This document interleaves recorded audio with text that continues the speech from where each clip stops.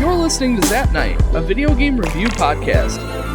Join your hosts as we review video games from all systems and all genres. Hey guys, and welcome to another episode of Zap Night. I'm your host, Danny. And I'm your co-host, Kaylee. Today we are on episode 76, wow. And we are talking about Final Fantasy IX. Yay! It's finally here and gone. I know. Like, Final Fantasy VII hit, and I had that same feeling. Like, I didn't even want to start it because I knew that once I started it, yes, it would fly through it. And Final Fantasy IX, not only did we fly through it, but we extra flew through it because we only spent a month on this game. Yeah, where the past few Final Fantasy games we've been giving 2 months for just to give us a little more wiggle room. And this time we didn't. And, I mean, we made it, just barely, mind you, but we did make it. Do you remember what your final game time was? It was 38 hours and 20 minutes. All right. Mine was 50. Oh, wow. Like, almost exactly 50 hours. I had the fast-forward thing. Right. So, we'll talk about it, but the battle system's really slow, so for you to be able to fast-forward through some of the battle stuff makes it a lot easier, where I didn't have that luxury. I did have the unfortunate times where my game froze on me, though. Really? A lot, actually. Really? I don't know if it's because I was utilizing the fast forward when I was like level grinding, especially. Yeah. And it always seemed like it would be during that time where it would crash, and it would I would lose almost all my progress of level grinding from where I last saved, and that pretty, sucks. Yeah. I had a few times where I died while I was level grinding, and then I was ticked off because then I'd have to redo a bunch of that stuff. But, I mean, obviously I didn't have any problems with the game freezing, but I was playing on original hardware, where you were playing the Switch version. So let's talk about that a little bit. The game was developed by Squaresoft back when it was Squaresoft, and now it's Square Enix, and it's been re-released a few times. It was originally released for the PlayStation in 2000. Then it was re-released and remastered recently for the Switch, the Xbox One, and I think the PS4 as well. The PS4 version was released in 2017, which that might have been just like a re-release. But then it was released on the Switch and Xbox One in 2019, and that, I think, was the remaster. But yeah, so I played the original PlayStation version, and you played the remastered version on the Switch. Did you know that they came out with a physical edition of Final Fantasy IX for the Switch? I saw it in the middle of playing this game, actually. Oh, really? Yeah. I was like, oh, I want that. I know, I felt the same way. Like, I have 7 and 8, but it's like, I need 9 now. Like, I need this.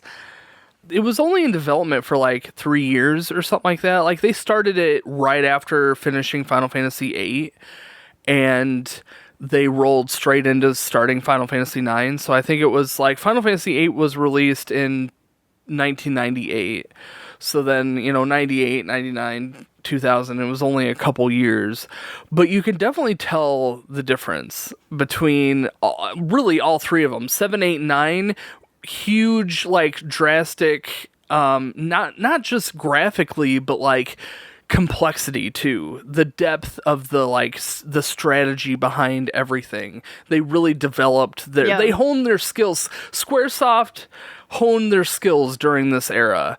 Final Fantasy VII was very old school, and Final Fantasy IX is very modernized. Comparatively, So we're going to do the best to go through our story. Kaylee has been given the task to go over the story this time. I did Final Fantasy VII and Final Fantasy VIII, so it's only... You do 90% of all the stories. So it's only proper that she gets to talk about 9. Granted, how many times have you played this game? Oh man, who knows? I will say though, it's been a while. Yeah. And you kind of forget the order of things sometimes, so... For me, the last time I played this game was 10 years ago, and we talked a little bit about it when we first started the podcast, that it had been a few years before I had played through all the Final Fantasies, and here now it's been 5 years since we started the podcast. It was about 5 years since It was 5 years before the podcast, Right. so here now I haven't played Final 10 Fantasy years. IX in about 10 years. So for me to revisit it, like I knew the majority of the first disc, I knew like the back of my hand. After that, it started getting real hazy, and by the end of the game, I had no memory of Yeah. what was going on. Like, I'm sure that when I played it 10 years ago, I was just plowing through it to get it done. But this time through, especially streaming it, I feel like I'm absorbing more of the game. I have very little, like, idly playing it. I used to just sit and watch TV and play Final Fantasy on my lap, and I'm not doing that now. When I'm streaming, I am focused on the game unless something's going on in stream, Right. but it's otherwise just me focusing on the game. And there's no other distractions, there's no other thing that I'm doing like watching TV, where, you know, it's just the game. So I'm absorbing the game a lot better doing it that way. But I definitely feel like I understand this game a lot better than I used to. Yeah. I think it takes, and I think I said this for 7 and 8 too, it takes maturity to Yeah, really that's true. understand what's going on, or just to comprehend and grasp the full story. This one, I feel like near the end, you really have to keep up with what exactly is going on, especially near the end. Yeah, I was confused towards the end. We'll talk about Yeah. it. But, like, there are some topics that they bring up about life in general that it gets really deep. Yeah. I feel like that we appreciate that more as adults, but it really makes you feel something for the characters. Yeah. And it really makes you think. And again, being adults, I feel like we can grasp that a little bit better than maybe when we were kids growing up. So, but let's do what we can to kind of talk about the story. And so you guys who maybe it's been 10 years, maybe it's been 20 years, maybe it's been 21 years for you since you've played this game, but we'll do what we can to kind of summarize it to some degree. We typically go through way more details than we should. If you wish to skip the story, I'll put a timestamp down in the description where you can skip to that time, and we'll just kind of move on to our thoughts about the story. We'll go through Yeah. the story. So you start off as Vivi. Yeah, that's right. Yep. Well, you start off and there's this big ship, airship coming into town, and you start off as a little black mage kid. And you make your way in because you've got this ticket for the play that's going on. I want to be your canary. I want to be your canary. I want to Yeah. be a canary. Yeah. Yes. I always thought that it was cranny. I want to be your cranny. Well, the ticket ends up being fake, so it actually says I want to be your crow. So Oh yeah, that's right. Yep. you know, you take your ticket to the ticket master and it ends up being fake, and he's pretty distraught about it, and you bump into a rat kid named Puck, and you, as this little black mage, you watch this play now from the rooftops. And so you transition into your main character, Zidane. That's when You're on this big like theater ship. Yeah. You're in. This is for Princess Garnet's birthday, Right. Her 18th birthday or 16th. 16th, yep. 16th birthday. which is actually important for the It game. would have been better if she was 18, but Well. you know, whatever. Anyway, you go over your plan as your group, which is called Tantalus. And you go over your actual plan, which is to kidnap Princess Garnet. So your team actually starts up the play, I believe. The goal of the Tantalus group who's putting on the play, and it sounds like that they do this every year or every few years or something. It's a big deal within the community of Alexandria, but during the play, they plan to execute Kidnapping. the kidnapping, right? But they have to do it in time with the theater ship leaving. So like Zidane and Blank, they have this like epic fight, and then like after the fight they kind of leave off stage, and that's when they go to execute their plan to kidnap the princess. So you kidnap the princess, basically. Well, she kind of goes willingly. See, here's the thing, like during the play, she's like, you can tell that she's bummed. And Steiner, her knight, notices that she's kind of bummed, and she just kind of gets up and leaves. That's when she bumps into Zidane. She's like cloaked, so he doesn't really know, but he thinks that he recognizes her. And then he starts to chase after her. Well, he's chasing her, and she's running away. And Steiner, her knight, notices that she's running away from something, so he starts chasing Zidane, and they're all like chasing each other through the castle, and then they find all three of them find themselves back on stage on the ship, and they kind of improvise the play a little bit. In the middle of this, Vivi and Puck, who are watching from the rooftops and want to get a closer look, are kind of caught by one of the guards. So they're running through the audience, and they actually end up running up on stage. And Puck escapes because he's not on the ship anymore. It's Vivi who's being chased. Yeah. And he makes it up on stage, and he's kind of caught in the middle of this. Well, he fires off a fireball, and it kind of catches Garnet's cloak on fire. And that's when the queen realizes that Garnet is on this ship, too. Well, actually, the clowns, Zorn and Thorn, they come and tell her that she's gone and she's taken the pendant, which is this royal pendant. The way she takes it is that Garnet's running away, which technically she is, and she actually fires off a bomb at the theater ship as they're getting ready to kind of take off. Really, because she wants to stop the theater ship, to stop the princess from leaving Alexandria. And it hits this bomb, and it's actually the bomb monster. Yeah, and you fight it and all that stuff. It's cool. It's a neat sequence. But anyway, the bomb blows up parts of the ship, and you manage to make it past Alexandria before you crash land in the evil forest. You got Vivi, Zidane now, Steiner, and Garnet, the princess, all on this ship, along with the entire Tantalus crew, which is like the boss and Blank, who's like part of the group. Blank, Marcus, Cinna, Baku, their leader. So the Prima Vista, the theater ship, crashes into the evil forest. Princess Garnet's missing. I believe Vivi is too at this point. And Zidane goes back to the ship because he's been thrown off. And they kind of assess the damage, and Zidane is trying to find Garnet. The rest of the crew doesn't really care, wants to, I don't know. Well, they're more focused on their men and all the injured. They want to stay safe, and where it's risky going to find her. As far as they're concerned, Garnet is as well as dead. Right. But you go out and you actually see them kidnap Garnet, or the plant. She gets abducted by a plant. Yes. You go back to the theater ship and you decide that you're going to leave. You as Zidane decide that you're going to leave the Tantalus actual group. Right. So they are going their separate way, and you're going to go and rescue Princess Garnet with Steiner and Vivi. You fight the plant starts to die, and that decay turns into, like, petrify. And in the meantime, Blank shows up and is trying to give Zidane the medicine to give to... It's the map. Oh, is it the map? Mm-hmm. I thought it was the medicine. No, he sends him with a map because he knows that Zidane is going to be taking Garnet back, or to wherever they intend to take him. So it's just kind of like this last help, essentially.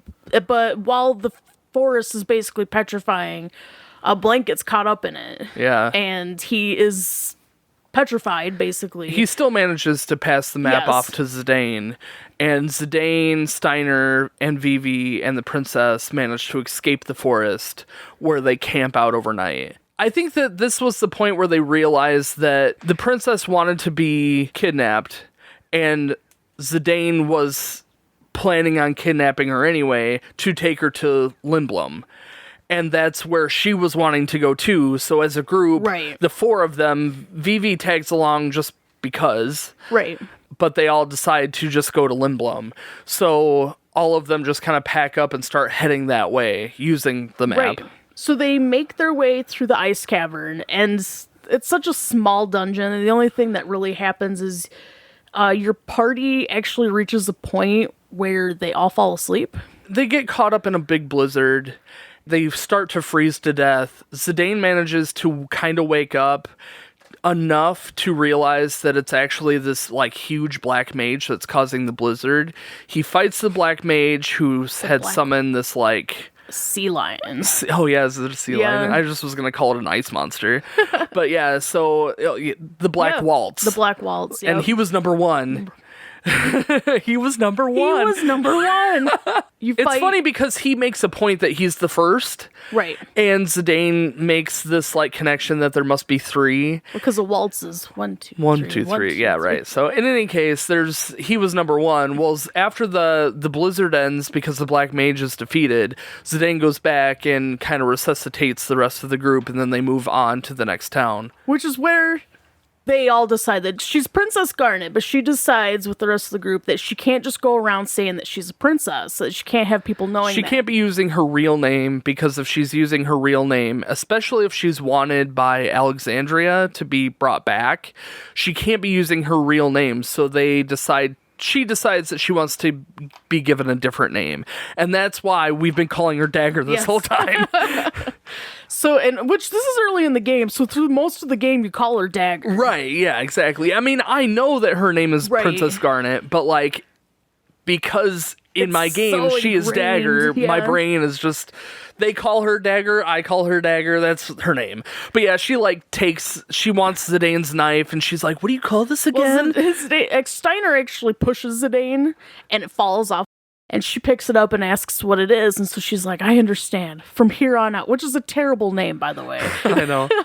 During the sequence, you can name her whatever you want. So she's like looking at the dagger, and you name her like Trash Bucket. She's like, this makes me think of, you know what? From now on, I want to be called Trash Bucket. You know, I mean, you can name her whatever. So they make their way into a little village called Dally. Dally? I was calling it Deli. I noticed like, we're calling it Deli. I don't know why you're calling. I just kept thinking of a sandwich shop. That's what it looked like to me. It's Final Fantasy, you guys. Yeah. Like, everyone knows that Final Fantasy terms, names of places, names of locations, and monsters, there is no right way to say it.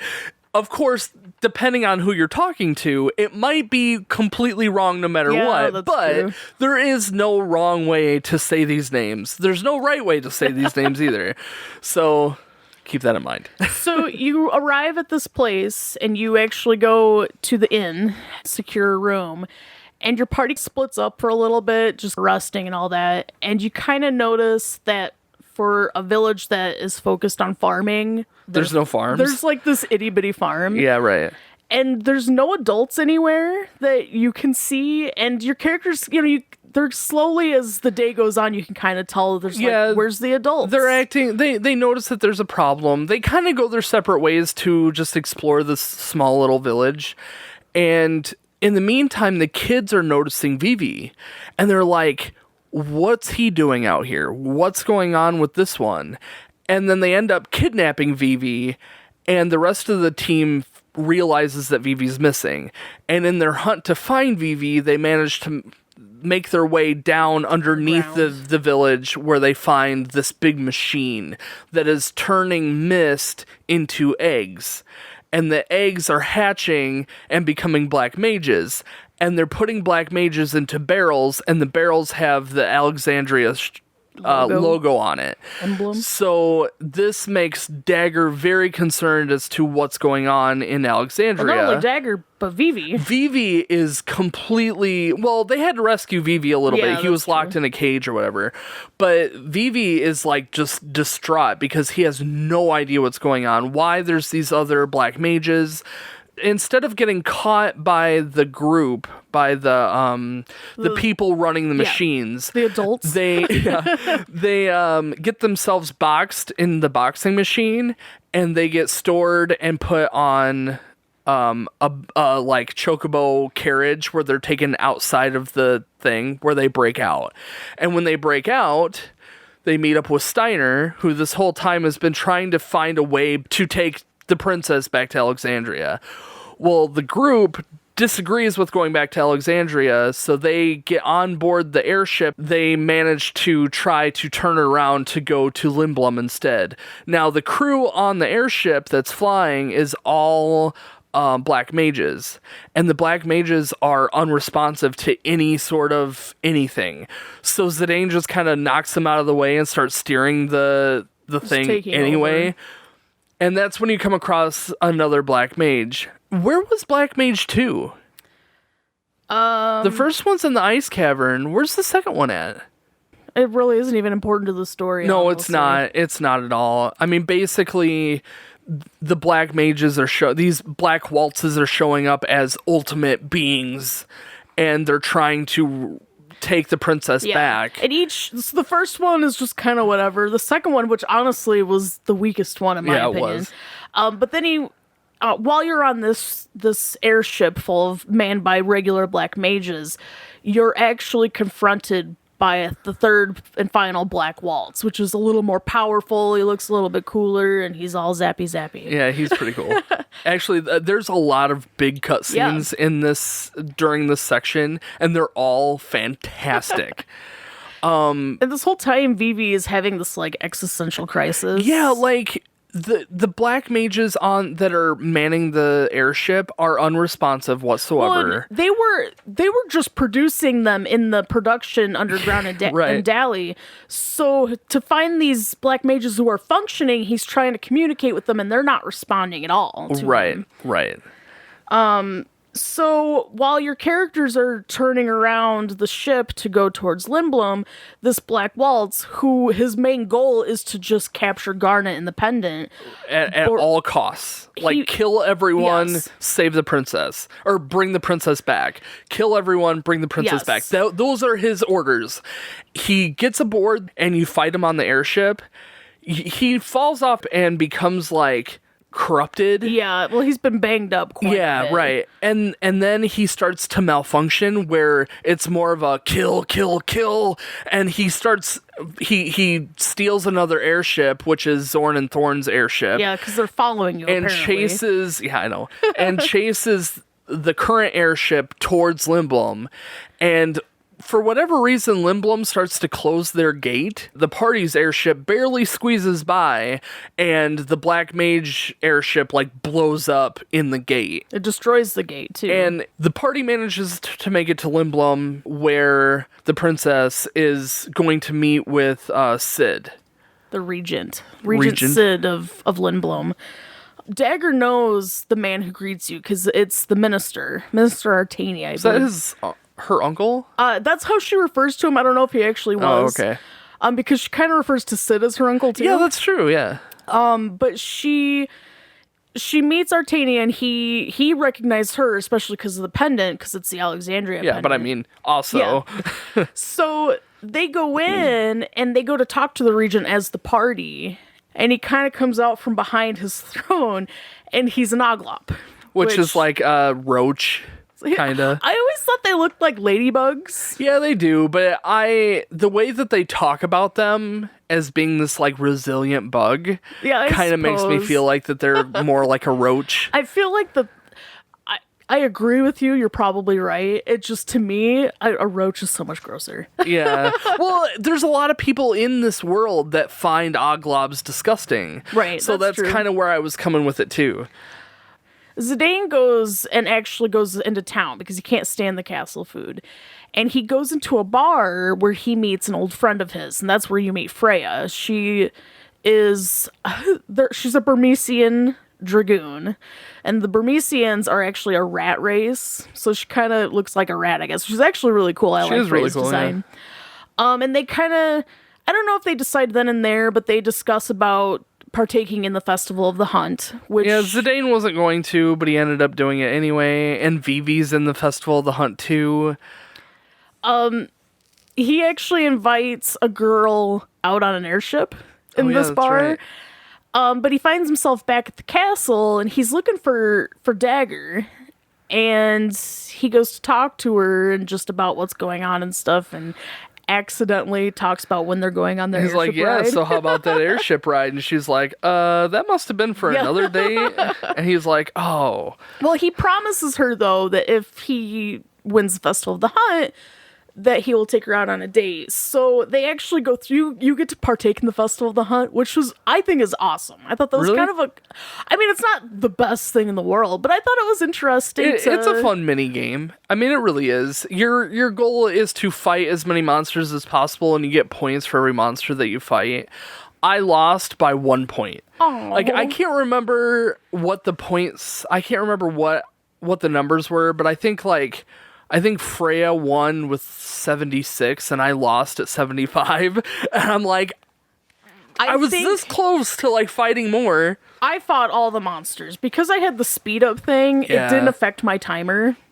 So I got to take my time. Yeah, I mean, I would have been fine without it anyway, but anyway, whoever wins, either Vivi, Freya, whoever. So you actually go back to the castle, and on your way back to the castle, you actually have some other Burmesians run in, and they're badly injured. And he's explaining that Burmecia has been under attack, that they are not okay, and he's seeking help. He's talking about the Black Mages. Black Mages are attacking Burmecia, and that they're probably coming from Alexandria. So Zidane wants to go because Freya needs help. Freya wants to go because it's her hometown. Vivi wants to go because it's Black Mages, but everyone agrees that the princess should stay. And she insists that she does. And when they tell her, you know, this is war, you cannot just go in here. You're a princess. You don't deserve to be in a war. So she decides that, well, she will go and talk to her mother, that surely she can get this figured out. They decide after the Burmesian who comes and actually dies, that they're gonna finish their feast because there's nothing they can do at the moment. Yeah, they're gonna finish their feast. They're gonna celebrate the festival, the hunt. The preparations are being made to do what they need to do, and then they were gonna leave the very next day. And so while they're eating, they start feeling a little funny. And they all start passing out. Well, it ends up being that Dagger has drugged all of their food except for Steiner's and hers. So that she can escape with Steiner to go back to Alexandria. Yeah, so her and Steiner are fleeing to go back to Alexandria. The rest of the group wakes up, and Zidane, Freya, and Vivi go to Burmecia. You mainly follow Zidane's story from there, where they go to Burmecia, they realize that, yes, Black Mages are taking over the city, and the city is in rubble. Everyone. Right. They're killing everyone. The Black Mages are just wreaking havoc. Zidane and the group do whatever they can to help the people of Burmecia, and they make their way to try and find the king. You kind of catch word that people are fleeing to the nearby town. Slayra. Yeah. The tornado. Yeah, the tornado tree. And so the remaining survivors are fleeing to Slayra while you are trying to help evacuate the survivors. Oh, yeah. And you make your way back to find the king. And on their way to the king, they run into Beatrix, Queen Braun, and Kuja. And actually, I don't think is the queen there. Yes, she is. Oh. In the meantime, though, you actually are also seeing a little bit of where Garnet is with Steiner. But you actually run into Marcus and Cinna, who are on their way to Treno, because they want to go get what's called the Super Soft to help their brother Blank. As Garnet, you actually decide that instead of going to Alexandria, that you were first going to go and help find the Super Soft, because supposedly she feels responsible for this. Right, she does. In the meantime, Zidane and the crew, you actually confront Beatrix, Kuja, and Queen Braun. You fight Beatrix specifically, and she just demolishes your party. To be fair, though, I was holding my own in that fight. I knew I was supposed to die, but you're not supposed to die until you're supposed to die. Yeah, you can't die right away. You can't just let her annihilate your party. Right, yeah, you have to die when she does her death move. It's funny because I was holding my own. I feel like I could have killed her if they'd have let me. I felt too. But yeah, there's a certain point where she just does this big crushing move and annihilates your party. And you're kind of left. There's this exchange between Kuja and Queen Braun about they can't find the king, and that they're gonna try and find him, and that they need a more powerful weapon to try and hunt him down. So they leave, and your party is sitting there annihilated. This mystery man Kuja approaches your party, and there's this huge cutscene, and he's in his amazing outfit and his feather hairs. And he takes off on the silver dragon and flies off into the distance. And then you transition back to Dagger, who's on her way to Treno. Actually, you go to the auction house. She sees Kuja there. So I think this might have happened a little bit before this, but the transitions are so I feel like they're happening at the same time, but not quite the same time. But in any case, she goes to the auction house where she sees Kuja. Oh, and she recognizes Yes. him. Yeah. And so they're still trying to find where Supersoft is, and they end up meeting up with Baku, the boss. Oh, yeah. Yep. And you guys as a group decide that you are going to help them break into some noble's house to steal this Supersoft, where you run into Dr. Todd, Right. who is Garnet's, like, mentor, I guess? Teacher. Like, he's like her personal teacher And in the castle. they kind of explain what's going on, and he says, you know, I've got a way for you to get to Alexandria. It's kind of this old-fashioned old transportation. They go down into this like underground area where they pick a flower and summon this like ant creature that walks along the ceiling, or it's The vines. It's like a big vine. Yeah, it's probably part of the Ifa tree. Yeah.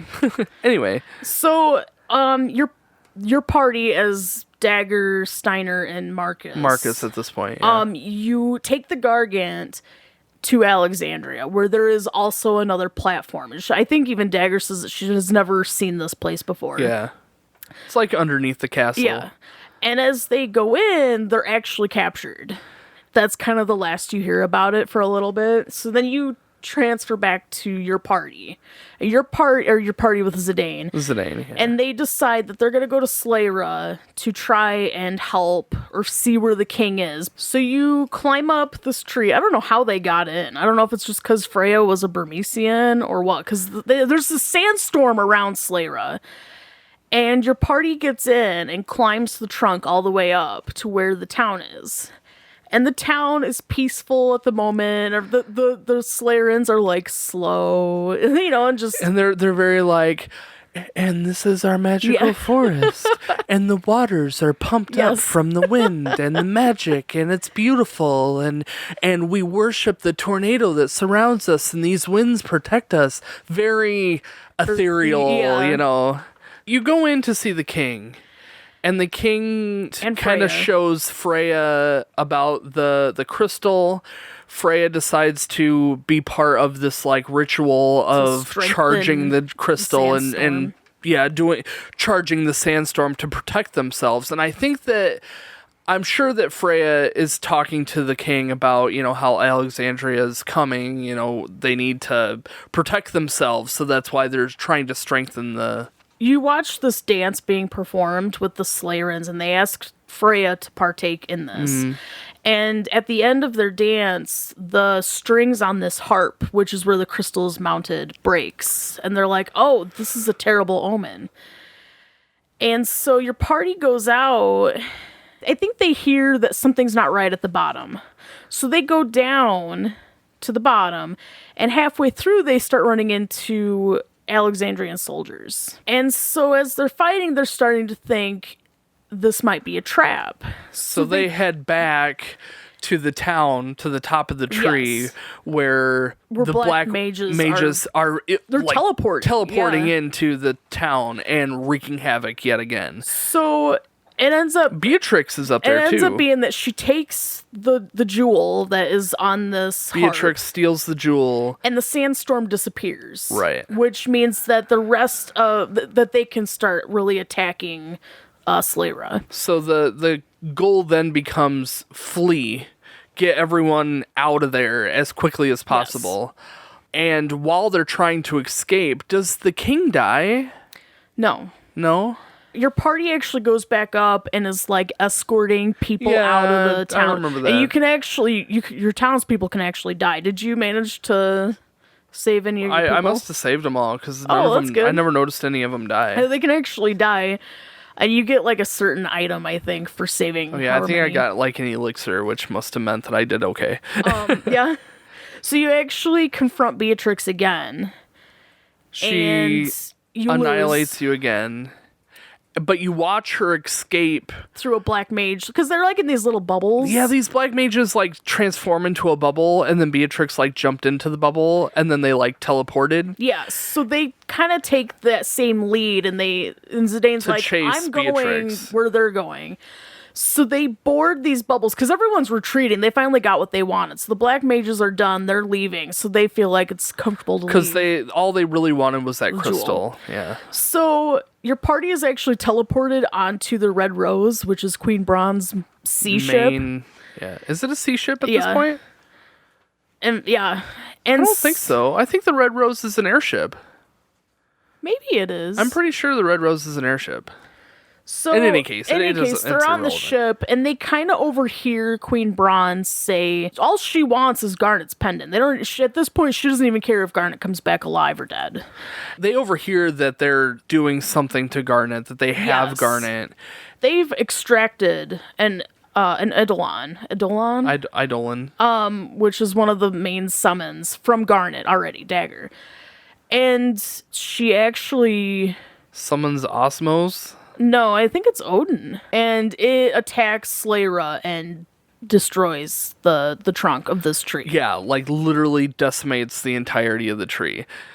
There's nothing but a crater afterwards. Don't they jump back into the teleporter? And it takes them back to Alexandria. And because they overhear that they've extracted all the Eidolons from Dagger, and they're just going to kill her at this point. She's no use. They see Beatrix climb into the thing to go back to Alexandria, so they follow lead and climb into this thing to use the bubble teleporter to go back to Alexandria too. Basically, they're trying to beat Queen Braun from getting to Alexandria. And so they go to Alexandria. I don't even remember where they teleport to. I think they just teleport back to where Princess Garnet got kidnapped. That fence thing, because don't they get captured too? And then Blank and Marcus show up and rescue Zidane and all them from being captured. Steiner is going through a thing this whole time because his duty is to protect the princess and serve the queen to the best of his ability. So, this whole time he's been trying to escort the princess back to Alexandria, but here now he's finding out that the queen is trying to harm the princess, and he doesn't know what to do. He doesn't know how to act. He kind of tries to resolve himself by, we need to protect the princess. Right. Well, that is his duty. Right. That is his, and I think that's what Zidane says, what's your sworn duty? Right. And he says, it's to protect Princess Garnet. So they rush down to find her at the altar where they've been extracting all of these Eidolons from her. You fight Zorn and Thorn. And you guys actually decide to take the Gargant to just flee. I think their intent was to go either to Lindblum or Trino, but as the Gargant is going, it actually gets chased by one of these worms. Yeah, this monster thing. And you go past where you want to land, and you actually end up in a place called Pinnacle Rocks. Right. And your party it's not a good thing, but it kind of gives them a minute to just kind of breathe. And you run into Ruma. Dagger's lost her Eidolons, which is her inner power. And because she's lost them, she feels empty now without them. She runs into Ruma, and Ruma challenges her to this quest thing to prove her loyalty or something. Anyway, he goes through this trial for her. She does it. She ends up obtaining Ruma as a Eidolon again, and she decides that she wants to be the summoner that is kind of inside of her. She's kind of been suppressing them up until this point. And it's important to note that Pinnacle Rocks is just outside of Lindblum. After your party has done this, they kind of walk out towards Lindblum. At this point, this is when Queen Braun has arrived at Lindblum and is now summoning another one of her Eidolons, which is Automos, the big garbage mouth. Yep. So you see Lindblum getting decimated. Dagger at this point, there's no doubt in her mind that her mom is doing this, and that the queen is just taking out kingdoms after kingdoms after kingdoms to conquer whatever, and she just doesn't understand. How could she understand what the heck is going on? So the queen is summoning this Atomos. It's destroying the city. It engulfs several of their people, their town, the houses, and the black mages start invading. So it starts killing a lot of Lindblum's soldiers who were not prepared for this at all. The city basically is now under Alexandria's rule. You're really trying to make your way back to the castle, right? Yeah, and Vivi actually is like in the sidelines because he is a black mage, and they don't want the townspeople to see him. And the townspeople, every time they see Vivi, they're like, and this kind of goes for the general area that you go to, like when you're in Burmecia, same deal. Like people are like, oh, this black mage, and Vivi's like, no, I'm not like them. One. Yeah. And so especially here, now that the black mages have like taken over, Vivi is seen as this like black mage, and everyone's really anti-black mage at this point. During the time that Alexandria is there, they're also taking all the supplies. I don't know if you noticed that. They're taking all the supplies because they're actually making their way out of the continent to the outer continent. And you kind of run into Sid. And I think that's when because Sid, the regent, everyone, they are just letting Alexandria do what they want. Because at this point, that's all they can do. Right, yeah. Surrender, more or less. Yes. So in the meantime, he's like, I can't do anything for you, can't give you a ship, but there's rumor of other monsters from a different continent appearing in this area. And so your party kind of decides to go towards where Kuja is going, where Bronn is going, and wherever it is that they're going to just to figure out what's going on, basically. They're following them. So they end up at Q's Marsh, where you run into Quina. You can actually run into Quina earlier than this. I don't know if you noticed that. As soon as you leave Lindblum the first time to go to Burmecia, Q's Marsh is like an obvious place to go to. So you stop in and you can pick up Quina then. This part isn't as important, but you run into Quina, and it's just he is. It's like an extra character that has some minor importance, but not much. It really, the only reason Quina joins your party is because they want to travel the world to find new food, because Quina's race is like food eaters and chefs and cooks and stuff. So like Quina's main focus is to go out and find more food. Zidane has an opportunity to do that, so she just kind of forces themselves on Zidane to go with to travel. And Zidane's just like, I guess. Well, it's important at this point. Oh, yeah, I guess if you don't have Quina before this point, Quina is the, like, pivotal point of being able to show you where this area is at. They know where the area that you're looking for, which you don't even know what the area you're looking for until they talk about this underground tunnel, which is a place for excavation for different places. Yeah. And so you find this tunnel, which is that's Fossil Rug. Yes. So your party goes through there, basically, and you actually run into one of the hired mercenaries from Queen Bronn to find and take the princess's pendant, whether she comes back alive or not. And one of the mercenaries you run into, you actually have to fight her. Her name's Lanny. Do you remember fighting Lanny? Oh, yeah. She's awesome. Oh, you liked her? Yeah. She was really cool. Her design is really cool. She's kind of a whatever character, but, like, I would have preferred her to be like Garnet instead. Or honestly, I would rather her join the party than Amarant or Amarant. Yeah, Amarant. Quint. I don't know. She was really cool. She had a big axe and everything. She had a big axe. Yeah, she did. It was huge. But it kind of did make it come across as more serious that Queen Bronn does not care. Yeah, that's very true. In fact, Lanny specifically targets out Garnet during your battle to really do heavy damage to her. Because until that point, the Black Waltzes who were trying to take her back were not attacking her. Yeah. Where this time now it's serious. Like, it's more of a, we don't care. We just about need the you. pendant. We just need the pendant, yeah. So you make your way out of this area, basically, and you make your way. This tunnel goes from the current continent, where you are on Mist Continent, Under the water Under the to water the Lost Continent. to the Outer Continent. Outer Continent, There's 4 continents, and you are on the Outer Continent, and you make your way to pretty much the only place there is to go. So you think. Conde Petty. I think that's what it's called. And Conde Petty is this little, like... It's this town built upon these roots. Yeah. And it's housing these dwarves. Rally-ho. Tally-ho? Rally-ho. Rally-ho. And that's an allusion to one of the older games. It's a throwback for sure to several of the older games that have the dwarves in them. They do the rally-ho thing. So while you're in this place, you're just getting in there, and Zidane is like, "This place is dumb." You're just trying to figure out if you can find any information about Kuja, any information about anything. You walk into one of the rooms and you see a black mage, and this black mage is talking to one of the dwarves, sees you, a human, and runs just away. books it. Yeah. And so when you ask around the town, they're like, "Ah, you mean the Pinty Hats?" And they kind of explain that they come to trade and stuff. They give you a hint on where they live.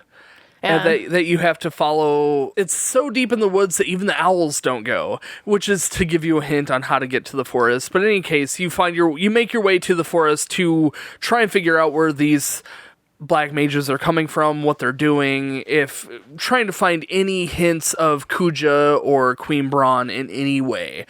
And when you finally make it to the village, you find out that the village is just full of black mages, and they're fairly harmless. They're sentient. Yes. They are talking, they seem to be conscious, they are not attacking everyone. They're pretty much the same as Vivi. Yeah. They're just And of course, this makes Vivi just... I don't want to say ecstatic, but he's so many questions. He's just like, my people. Yeah. These are my people. How come are you guys, why are you guys doing here? this? And come to find out that slowly the black mages that are being produced are becoming conscious and aware and flee. Because they don't natively want to do harm. They're programmed to be a certain way. And when they become conscious, they escape and they leave. So your party actually stays the night while Vivi is trying to uncover all of this. And you kind of find out too that the black mages are stopping. Yes. And there is no... It's only slightly talked about because not all the black mages are aware. But Vivi goes to talk to one of the mages over by their cemetery and is like, "What is this?" And he's like, "Our friends are in the earth." And he's like, "Well, why?" They don't have these proper words, and they just stopped. Yeah. And now Vivi, who's been aware for much longer than the rest of the black mages, he understands that concept. During this time, Vivi's separated from your group, which is right at this point, it's just Zidane and Dagger. And Quina is there. Throughout this whole game, Quina is there, but not really there. They always have Quina, like, in and out, leaving. Where's Steiner? Oh, yeah. Steiner and Beatrix were left Freya. They were left to protect Zidane and... the town. The princess from being captured while they fled. Yes, I get that. Sorry. So, while Vivi is doing all of this, Zidane and Dagger...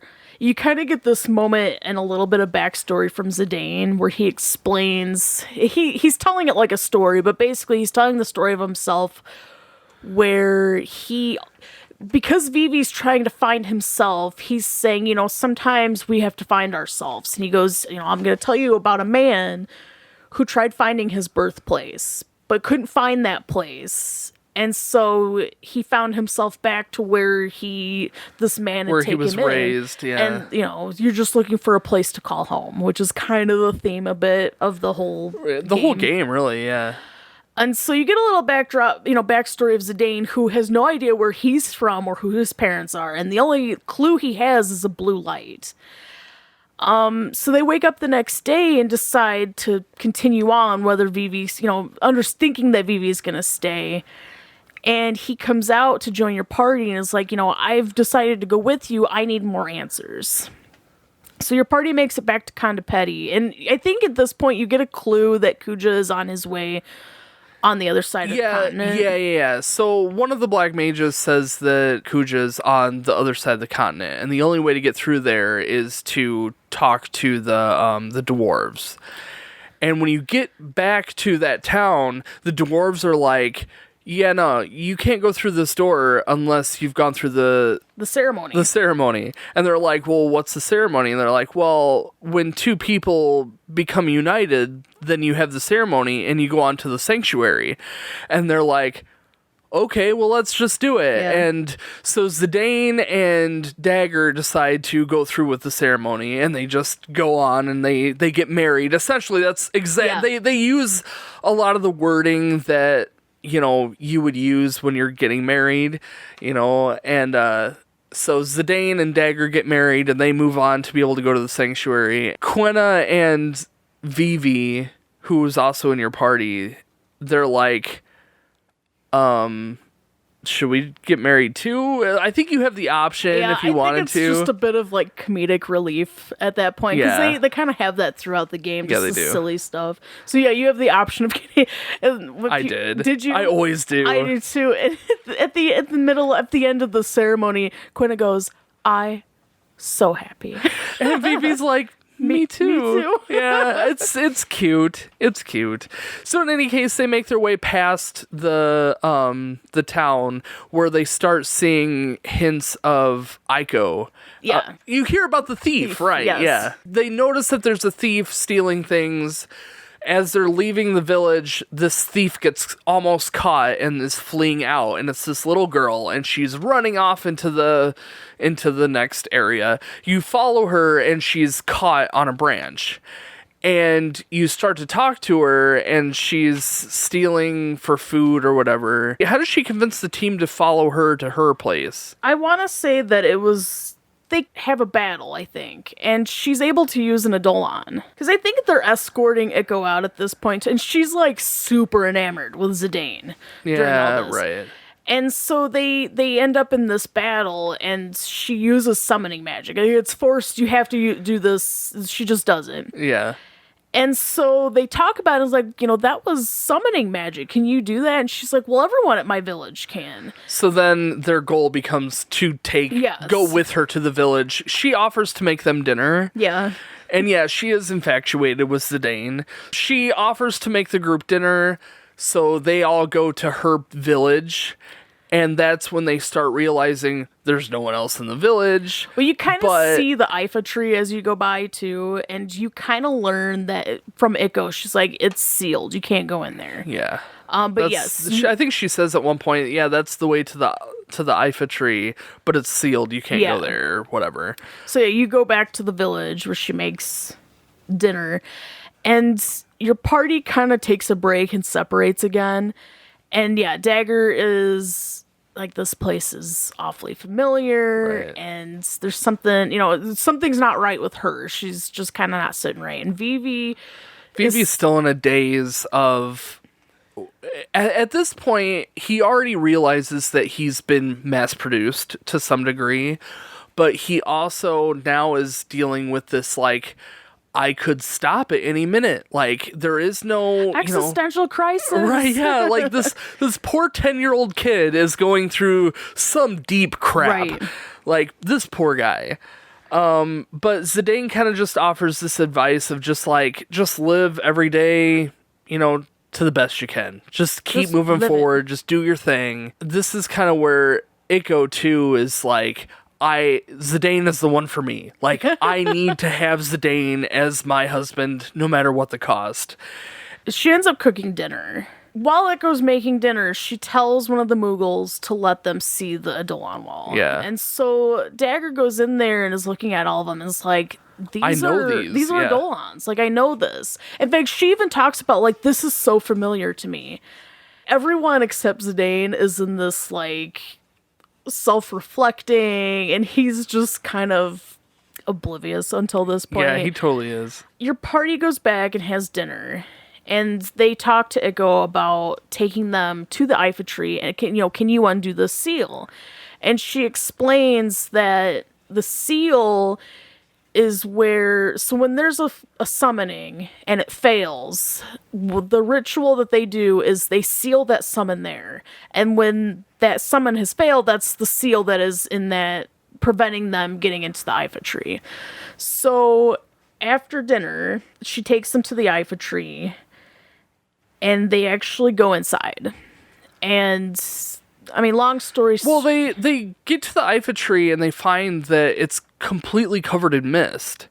And they are suspecting that the mist is coming from the tree, not necessarily just around the tree.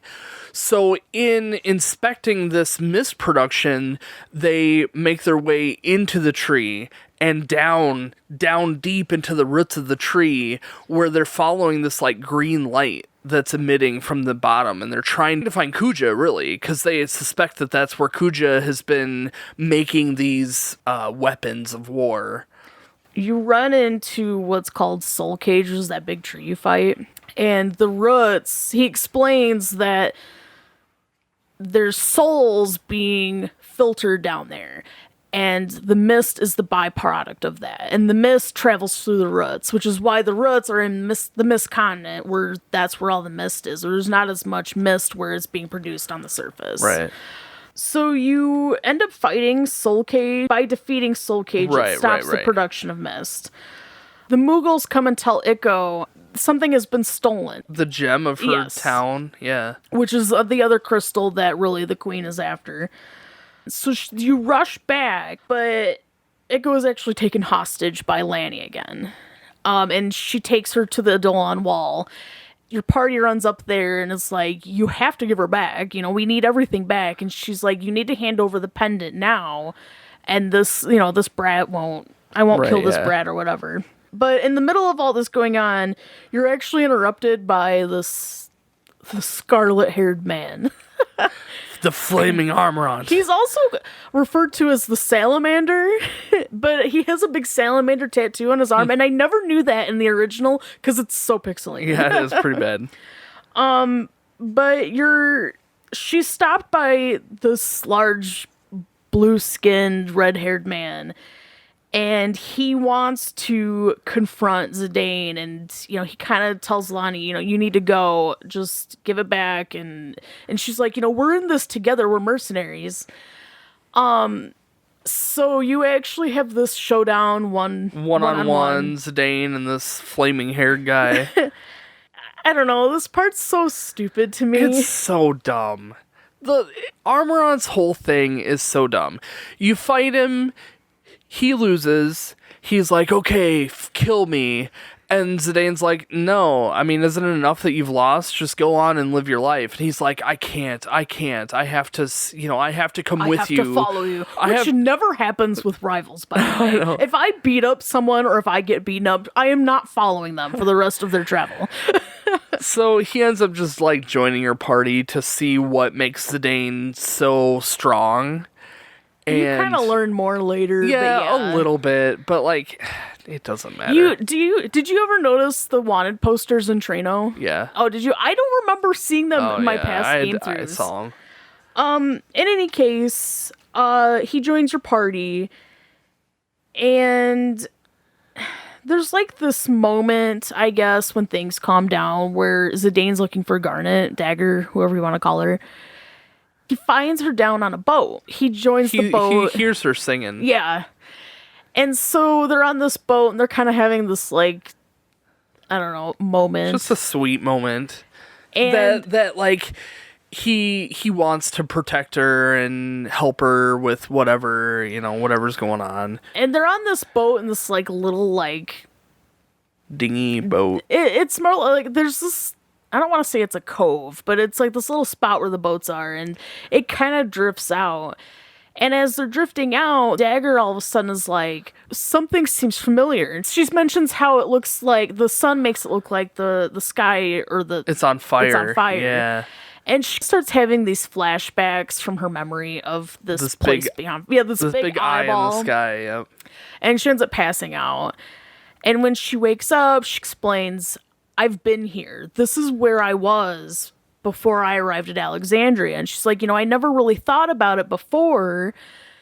But she goes, I didn't grow up, I didn't originally come from Alexandria. It's like then her memory is unlocked of remembering praying at the wall. And, but yeah, she finally realizes this is where I'm from. We were attacked at one point because you realize the town, there's no one there. It's just Moogles and Echo.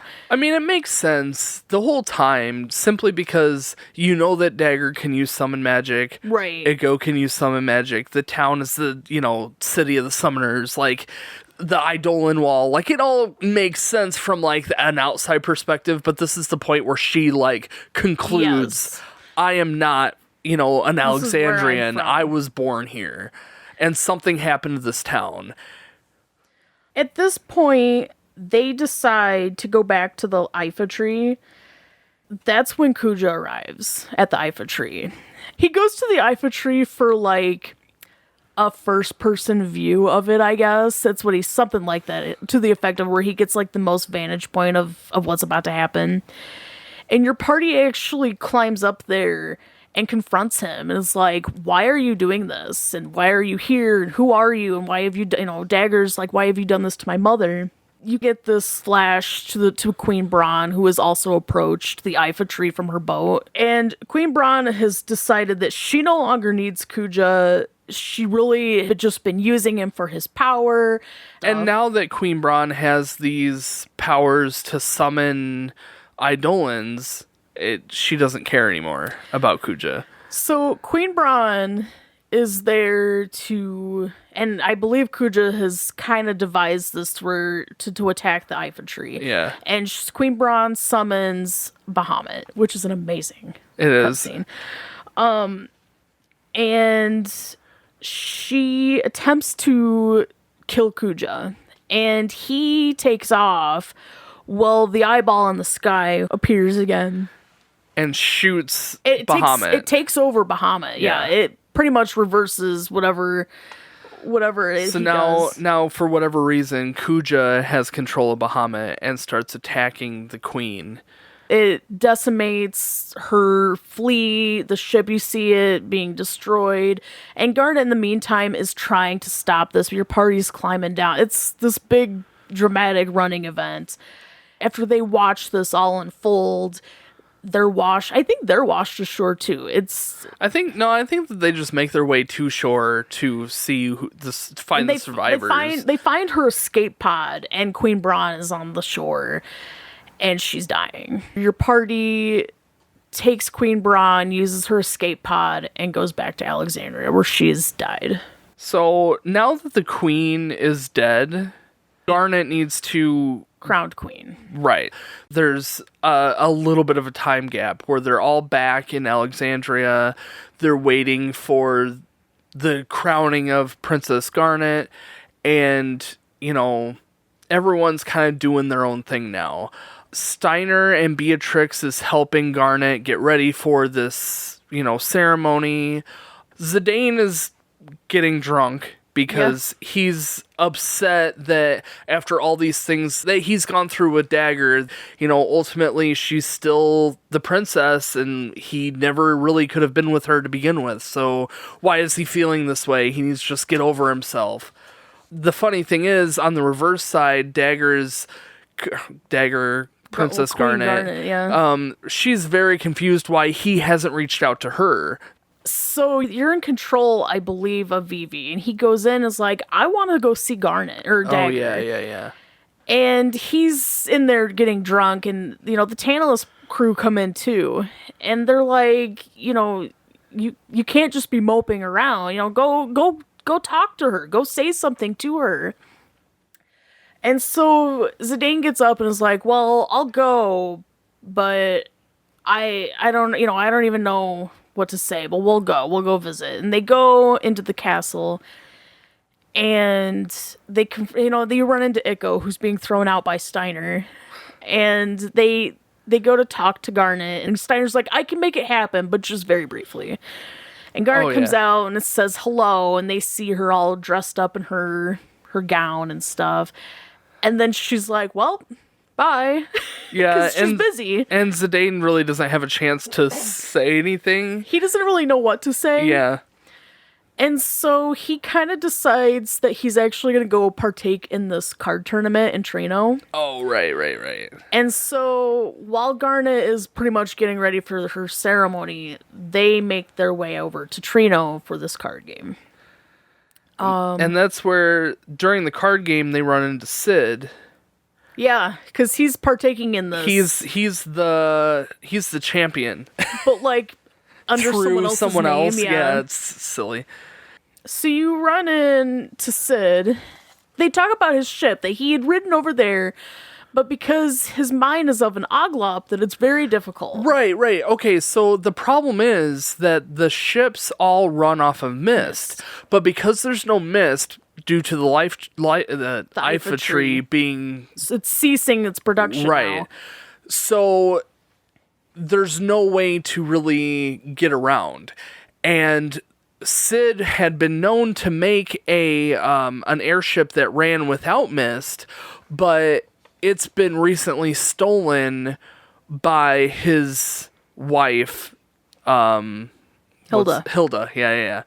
And Hilda you also find out that Hilda is the one who transformed him into an oglob, and because he had cheated on her. I mean, rightfully so. I don't feel sorry for Sid at all. So in any case, Sid is, he had made a new airship during... but his oglop mind has made it terrible. Right. And so, in the middle of this, they're on their way back to Alexandria. And I don't know if it's that Ikko gets word, like, through Mog or not, but she senses something's wrong. And in Alexandria at that moment, Bahamut has been summoned and is now attacking the city and the castle. And it's this huge cutscenes and everything of this attack that's basically Kuja is summoning Bahamut and monsters to attack. You actually see him in town in a small cutscene, and he summons Bahamut. And so while this attack is going on, the town is on fire. Monsters are coming in because I'm assuming, has brought them or something. Right. Steiner and Beatrix actually go down into town to try and fight off the monsters to the best they can. Dagger, you assign the Knights of Pluto what they should be doing, so who should be in control of evacuating townspeople and everything. And everyone goes their way, and Dagger is just like, what can I do now? It's just like, I can't do anything now. And her pendant kinda is like acting up at this point, and there's just this, she hears something and she's kind of being called to a certain part of the castle. Right. And you make your way up, and the castle kind of like starts like shifting a bit. Like you see a staircase lift up, and she ascends up the staircase, and the game kind of guides you. They act like it's the pendant acting up, but it's basically guiding you where you need to go. Mm-hmm. And you go up into this upper part of the castle, and on the meantime, Ikko and them are on the airship going towards Alexandria. They're seeing all this. Well, Ikko, who has her jewel after, the one that had initially been stolen in Madain-Sari, she all of a sudden is saying, I hear Dagger's voice. And she just jumps off the airship. Talk about a leap of faith. And then there's this like awesome cutscene where Dagger and Ikko like meet, and then they together, their gems combined, and they summon Alexander. So through this whole story, I don't know if you caught this, but you kind of slowly are piecing together that there was this failed summoning of Alexander. It did not work, and it was a terrible tragedy that happened. And so they extracted the Eidolon from the summoner, broke its crystal into four different pieces. Yeah. And Dagger has 2 pieces, and Ikko has 2 pieces. And I think it was like the crystal was like calling to itself, which is how they could hear it. And so when they combine it, or they come together, and they manage to summon Alexander over the entire castle. Which Alexander is a big castle itself. Alexander gets summoned, protects the castle from being destroyed by Bahamut, attacks Bahamut back, and Kuja realizes that he wants Alexander. Like, Alexander is like the ultimate Eidolon. I want that because I'm trying to do harm to the world. Yes. That's when the eye in the sky shows back up. And it decimates Alexander, basically. It completely... Alexander it kills and it. Alexandria. Yes. Like, everything just blows up. Well, you could see Alexander dying, basically, the way it's really such an cool. awesome yeah. cutscene. All these cutscenes are Yeah, amazing. it's really cool. So that, yes, Alexander is gone. And Kuja kind of talks about it. It's like, how is Garland here? He basically has killed Alexander, and Kuja's like, Bahamut's enough, we'll take care of this or whatever, and they leave. The town is in shambles, But not under attack anymore. right. Zidane rescues Dagger That's right. and Ikko from the collapsing castle. And they take them. In fact, all of a sudden, you just wake up in Lindblom, and they kind of explain, you've been out for 3 days. Yeah. Like, we found you guys. Zidane wakes up in Lindblom after having been passed out for 3 days. It's like, we found you. I think Blank comes and talks to him. It's like, we found you guys. Everyone's fine, but you were pretty badly damaged. You've been out for 3 days. So he kind of gets up, and you go and you talk to Sid. You're in Lindblom, and you're trying to have this meeting, and Ikko runs to find Dagger. And I think during this point, Zidane has really realized his true feelings for Garnet, so he really wants to go and talk to her. Right. Ikko goes up during this big meeting that Sid's trying to put together. Ikko goes up to try and find Dagger. She brings Dagger down into the conference room and is like, guys, something's wrong with Dagger. Come to find out, she can't talk. So they call Dr. Tot, who shows up to examine her, yeah, right, to figure out what's and wrong. he just concludes that she's just stressed and she may never talk again.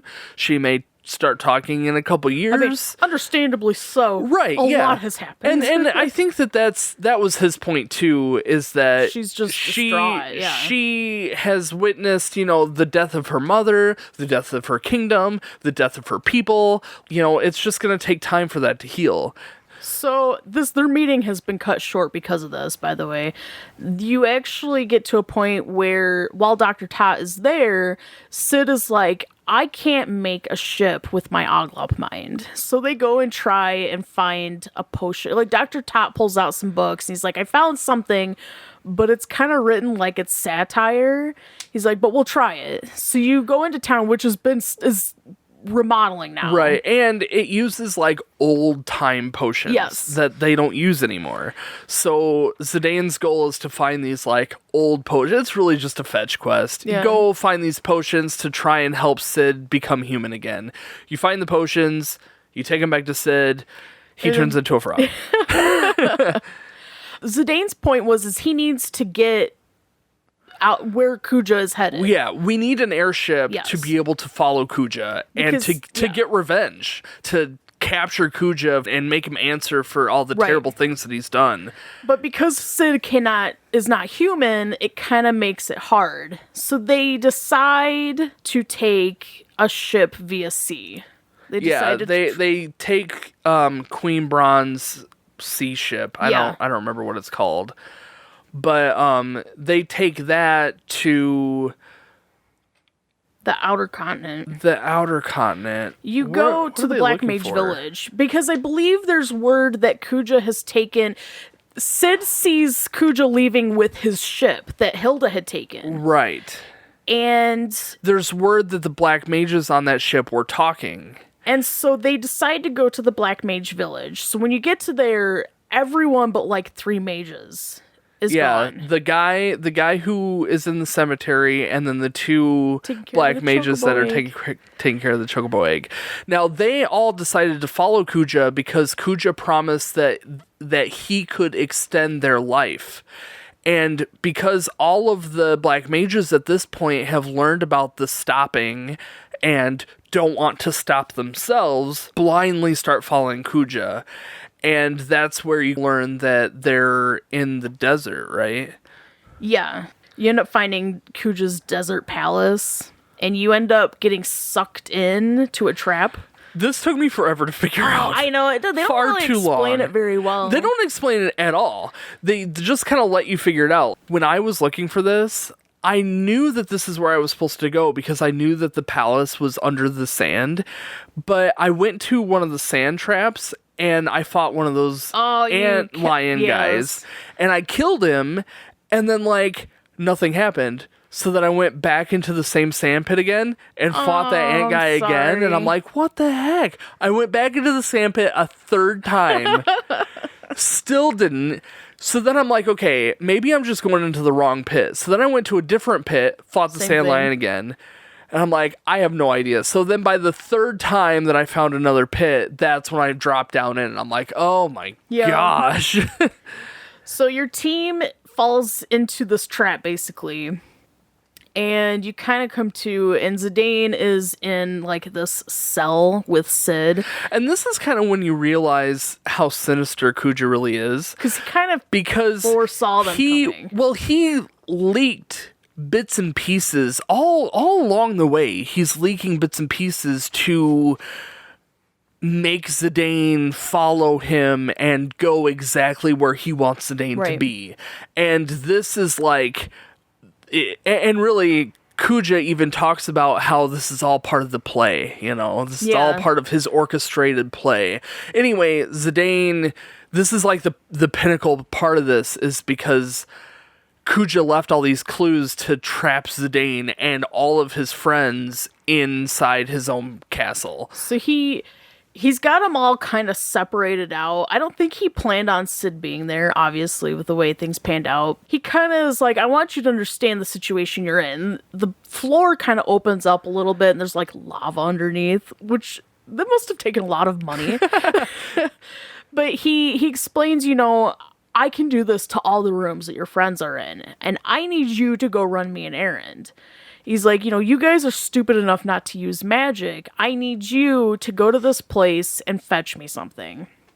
And so, you know, Zidane, knowing that his friends could fall into this trap, has no choice. No choice but to run this errand. So you're given like 3 people to go with you. He sends you on his ship, the Hilda Garde. I don't know if it's Guard or Garde. I was just calling it Hilda 1, 2, 3. Okay. So they escort you onto the Forgotten Continent, which is the far left continent, to a place called Oilvert.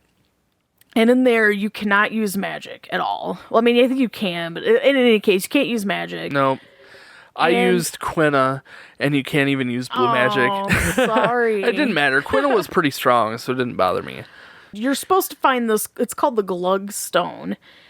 And while you're in this place, stuff is just, like, not of this world. Yeah, and you start getting bits of story of Terra. Yes. The people of Terra noticed that their planet was dying. In an effort to preserve their memory, they built this building to mark as a monument to their people. I really think that that's about it. Like, you kind of realize that maybe Terra and Gaia are like sister planets or related in some way, but they don't explain a whole lot. Yes and no. It doesn't make sense till later. But when you're going through, it's kind of marking as like... You know, like how in some shows the researchers have like records of what they've done, and that's kind of what this was like, showing that this prototype of this ship has been made, and then the new prototype, and then they talk about the merging, and they talk about these 2 planets, and they show the diagram going into one, and then you run into this room where they talk about how they acknowledge, like you said, like. The planet is dying, that they are keeping this record of all of this knowledge for future generations should they need it and all that stuff. And it doesn't really make sense, But Zidane, by the way, is the only one who can really understand. He doesn't understand the language, but it's like it speaks to him.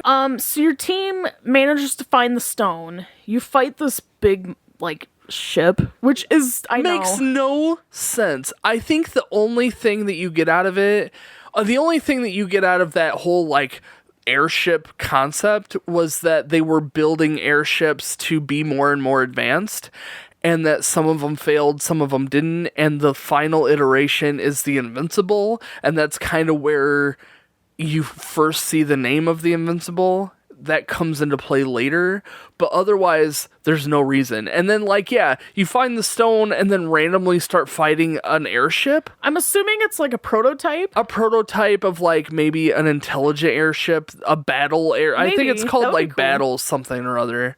But yeah, so you fight this airship, it's silly, and then you take the stone back to Kuja.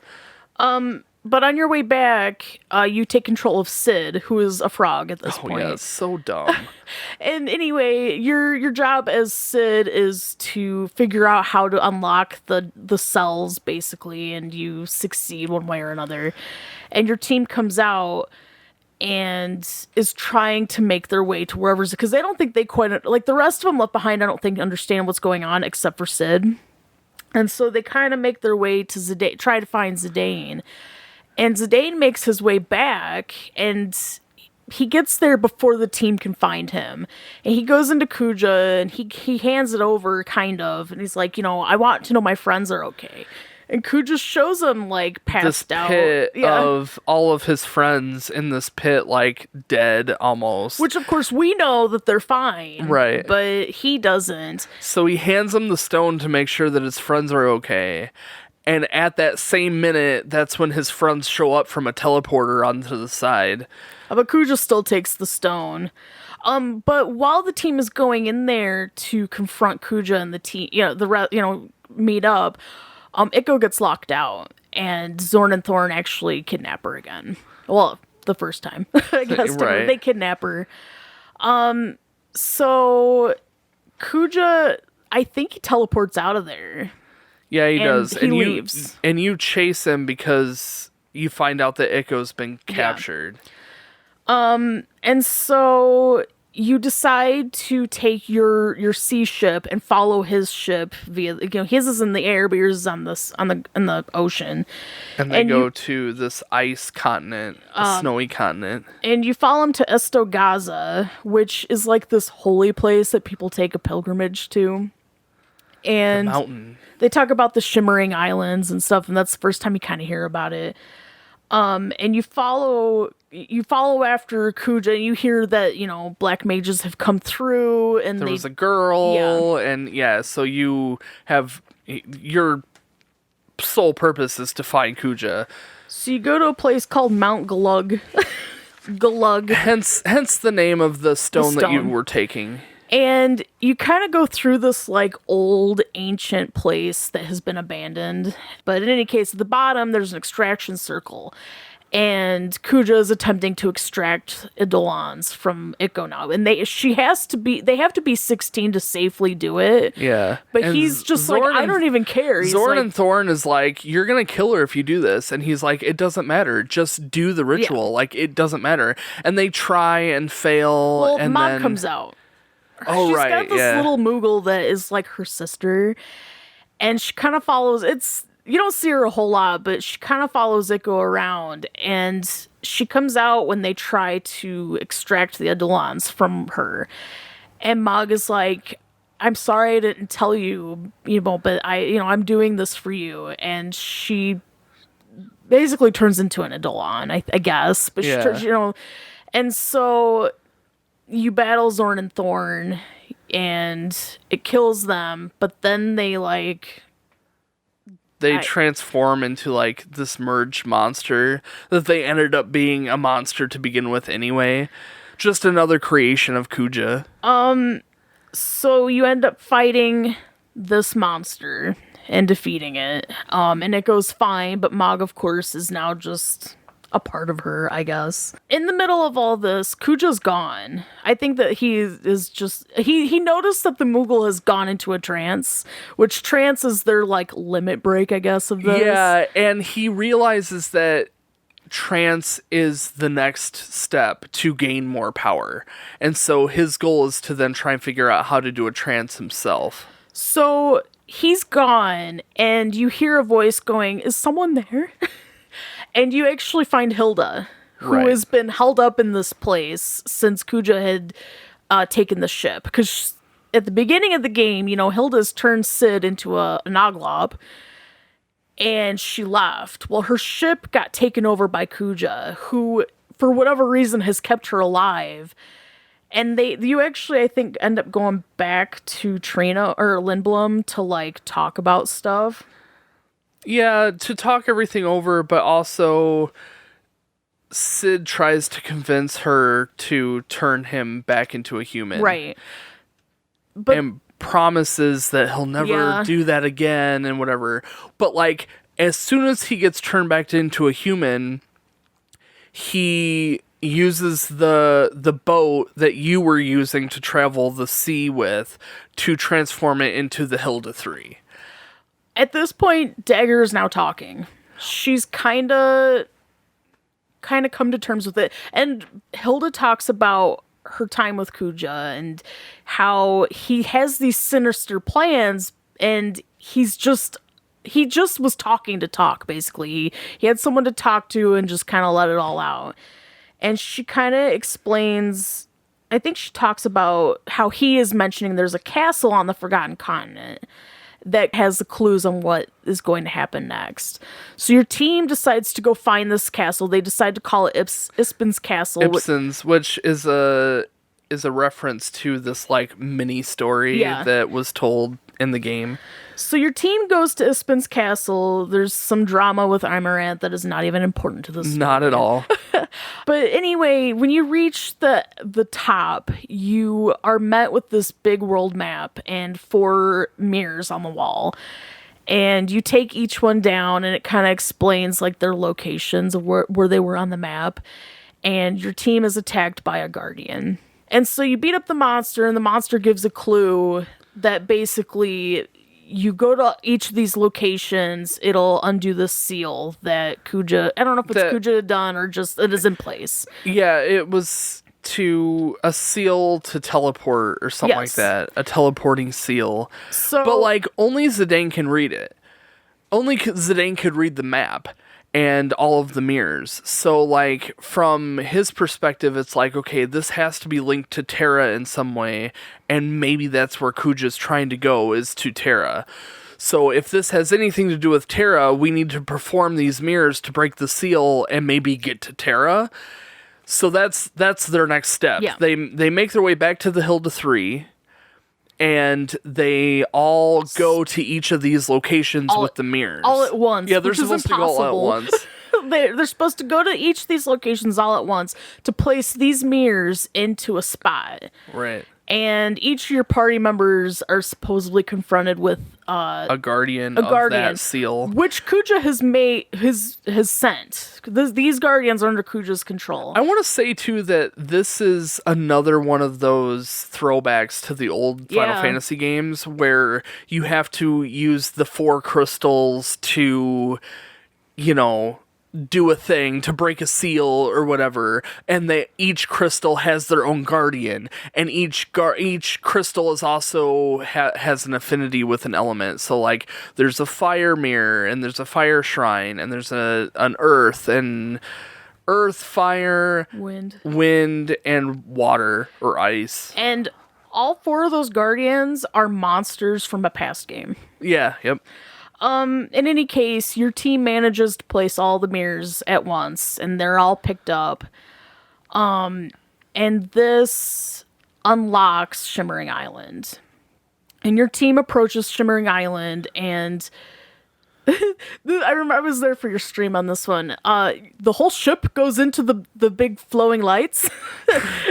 So your team is actually kind of lifted off the deck of your boat or your airship, and you just ascend Yeah. into a place Terra, basically. Right. So you're teleported to Terra, and you see this girl. I mean, you have no idea where you are, but you see this girl, and you start following her, and you follow her all the way to this town, this village. Just before the village, because the Invincible is it flies overhead. Oh yeah, that's right. And Garnet kind of has another one of her flashback. Yeah, the big eyeball in the sky. And so she passes out, and the party's like, we've got to find a place for her to rest. And they enter the town, which is called Bramble. And Zidane walks in and then realizes that all of these people have tails, and all of these people have the same kind of hair he does. And they look exactly like Zidane.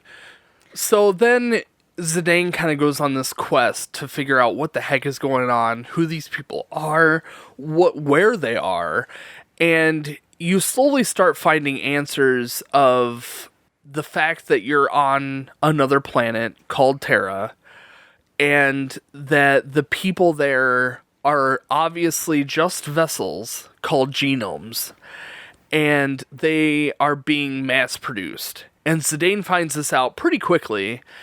This leads him to believe that himself has been just mass-produced, but it still leads the question of why wasn't he there? Why was he on Gaia? Right. Why was he raised on Gaia? And, he realizes that this is why he was never able to find his home, because his home wasn't even on the planet he was looking. Like, he didn't know to look on another planet. You walk around, and in one of the rooms, you see a bunch of the genomes, staring at a crystal. And you hear them talking about the flow of souls.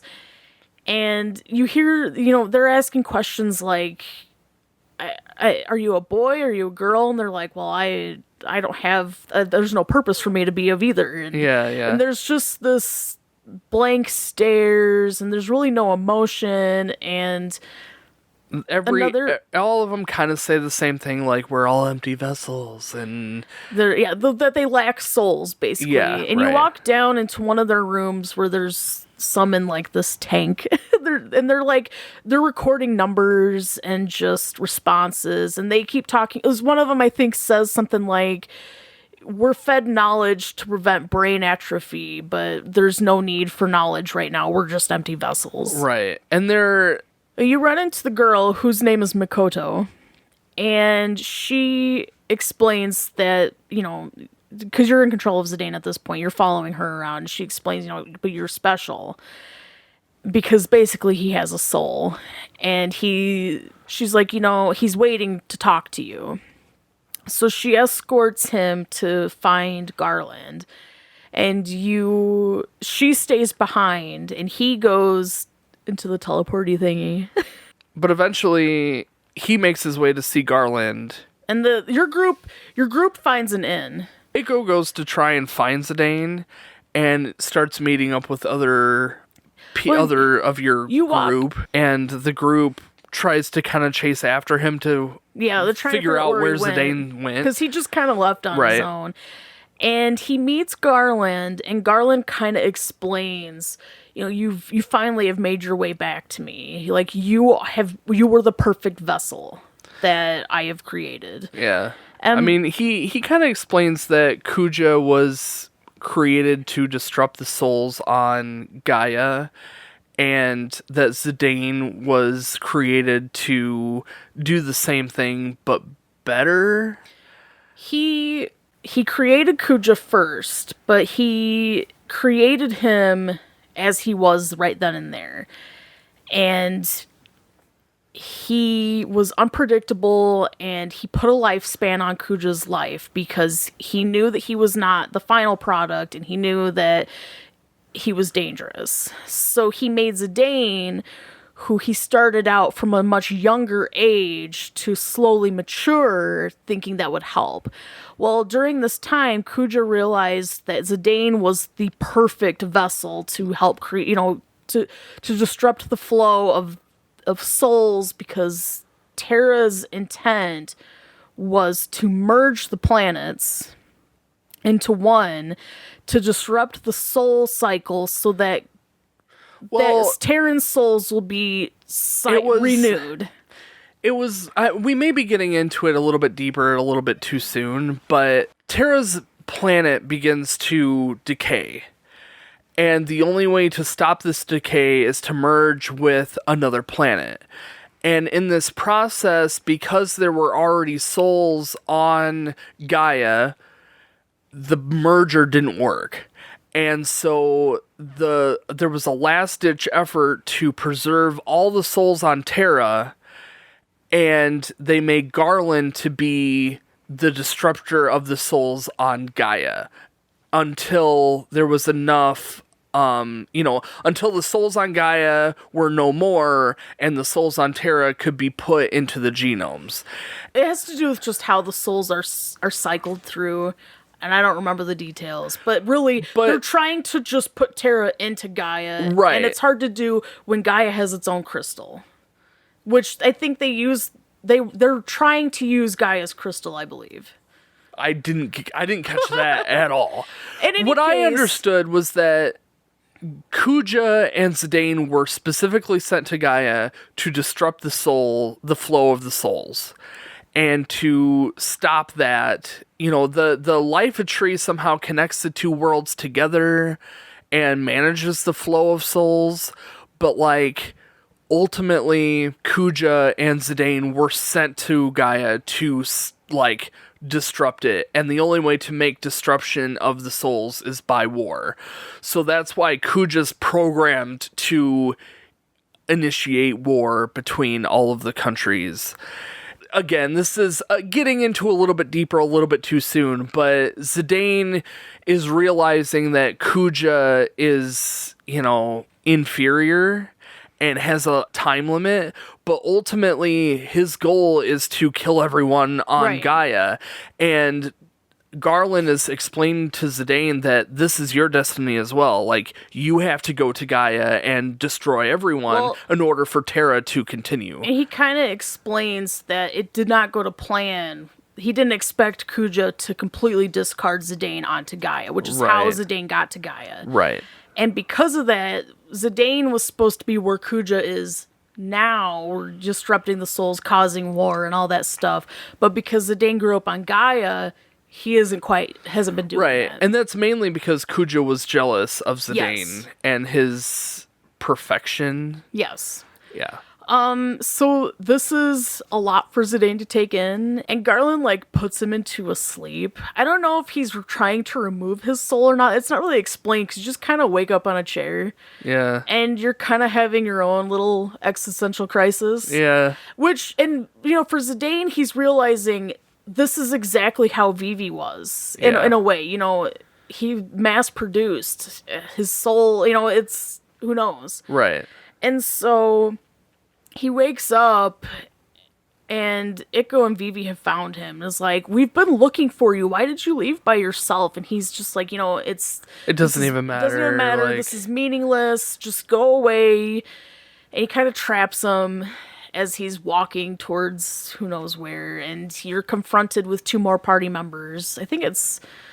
Yeah, Zidane is just walking away, and everyone's kind of trying to stop him and talk to him, and it just it's the slow progression as you are fighting enemies in area to area. And I think that he's in some weird way being called to Garland, but all of his friends are trying to stop him, and Zidane's just walking in a daze. Eventually somebody talks to him and talks him out of it. He is coming to terms with his life is just pointless at this point. And you go through all your friends till you finally get to Garnet or Dagger. She manages to talk some sense into him, basically, and I think he comes to terms with it by accepting the fact that where you were born is not your home. Yes. Where you were raised and your family and your friends, that's where you belong. Which, again, is the whole theme. Right, exactly. A place to call home. And he, when he comes to terms with that, he's it doesn't matter who I am. It doesn't matter where I was born. I need to protect Gaia. And if Gaia is in trouble because Garland is trying to destroy it using Kuja, and Kuja's trying to destroy it. We need to stop this, and we need to stop this now. And he explains that to the group, and they go and confront Garland. You fight Garland, don't you? Mm-hmm. And then as you confront Garland, and he's like, this is pointless. And then Kuja appears. Kuja shows up and finishes Garland off. Yeah. And then you fight Kuja too. He explains to your group after seeing the Moogle trance, he's like, I realize what I need is a soul that is in this, not full of hatred, although that's what he used, but a soul that is capable of this intense emotion. Yeah, and the emotion he found was extreme hate, because it was one of the souls that the Invincible had captured, and it ends up being Queen Braun's soul. And it helps him attain trance, basically. Yeah. So, like, Zidane and party fights Kuja. Yeah. And Kuja, like, in the middle of this fight, trances and Just annihilates your party, but also casts Ultima. And casting Ultima shoots off all of these, like, energy beams and, like, just... It starts destroying the planet. And their only means of escape is to jump on the Invincible and get the heck out. And they decide... the party goes to the Invincible, and Zidane and Dagger decide to go back to Bramble to save the genomes, because they're innocent lives at this point. I almost said souls. So they go back and they manage to evacuate all the genomes onto the Invincible. They leave Terra as it's being destroyed, and they find refuge at the Black Mage Village. Yeah, they drop off all of the genomes to the Black Mage Village, finding that they're so similar. And, I mean, you even kind of figure out that the genomes were created with the same technology as the Black Mages. I mean, the technology that was in Terra... is the same technology that the Black Mage... because it was knowledge that Kuja had given the people who were mass-producing them. It was just a little bit cruder, I suppose. Yeah. But, Vivi... It was Vivi's idea to take the genomes to the Black Mage Village. It made more sense that they were very alike in certain ways, and they could really help each other. And the team decides to... confront Kuja, basically, who's over the Ifa tree. They fly the Invincible into the, like, purple mist or whatever, and that's when you see all the dragons come out of the purple ball of light, but you also are backed up with the fleet from Lindblom and Sid and I didn't realize... Beatrix. I didn't realize until I played this game again how epic that part actually was. It really is, really yeah. amazing, because you really were not expecting Sid's fleet to be there. Because you're not, and what's funny is if you do a little bit of hunting, you realize that something's amiss. Like if you go back to Lindblom, there's a couple of those like weird wrench guys. I don't know how to explain them. They're like Zanero and Benero, the Tantalus like. Yeah. Yes, I know what you're talking about. They're like, yeah, Blank and Marcus went off, and we don't know where they went. And like that's it. They don't give you any other information. Yeah. And then like you try to go into the castle, and the guards outside the throne room are like, you can't enter. And it's just like, okay, game, obviously you don't want me to talk to Sid. So then you just leave and you go to the Ifa tree, and boom, Sid, Blank, Marcus, all of Tantalus is there, and they're all backing you up. They're like, you can't do this alone. We've all got your back. And yeah, it really is this like epic moment. Well, all these silver dragons are coming out of the sky. The Red Rose. The Red Rose is there, yep, with Beatrix is on that. Too. Yep. It was very epic. And like I realized at one point when the red rose comes into frame, it's like blocking off a completely separate attack that you thought was gonna land. It just was epic. It really The was. music was epic. I did not appreciate this scene as much as I did until Pinnacle moment for Final Fantasy as a whole. I mean, really, this game just kind of feels that way anyway. But like that was it was awesome. Yeah. It was so cool. But yeah, your team makes it into that purple, which ends up being this Memoria. It's taking memories from the party and constructing this world. And as you're exploring the world, you're experiencing memories of the past. So, like, Garland's memory is within this thing, and he's trying to explain stuff to Zidane as you're walking through. You may have to help me out with this, because I'm a little hazy on exactly what the heck is going on. But I'll explain it to the best of my ability, and you can fill in the gaps, because I have a lot of questions. So, you're walking through this area, and you see memories that, you know, the whole group has seen. And they're like, oh yeah, this makes sense. And then Quina shows up and is like, oh yeah, what's going on? I haven't seen this. Yeah. And the group's like, well, Quina shouldn't be able to see it because he wasn't there. So then you move on to another spot, and then you see, like, other bits and pieces. Zidane is seeing bits and pieces of Dagger's memory, but, like, that doesn't make any sense. And then you go further on, and you're all seeing memories of life way before, you know... Before any of them were even alive. So then that doesn't make any sense. And then you get bits and pieces from Garland saying that memory isn't just... your individual memory, it's the collective memory. It's the memory of all the souls that you're made out of. It's the memory of your parents and your grandparents and all the generations behind you, all to the single source, which is the crystal. So, but the question that I have is, why the heck would then Quina have lapses in that memory? The only thing I would assume is... you know, all life can be traced back to the beginning of the crystal, if you will. But something like, to me, it would make sense why Zidane would be able to connect more with Dagger and her memories than Quina would, because Zidane has a more closer relationship with Dagger, I would assume. Or...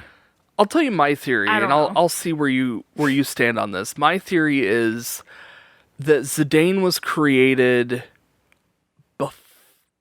after the destruction of Dagger's village, the Maiden Sorari or whatever. But it doesn't quite explain why they all could see Gaia before the land was created, because it was just water. Because that was memory from past people. But like Zidane's memory and even Vivi's memory is from the mist, from the souls of the collective, not necessarily the souls of individuals and history, but manufactured, you know? So like they would have different memory, where like Quina, who is a biological being, wouldn't have memories of a certain place that they weren't there, and none of their ancestors were there to have that memory gap. That's the only thing, like, the only way that makes sense.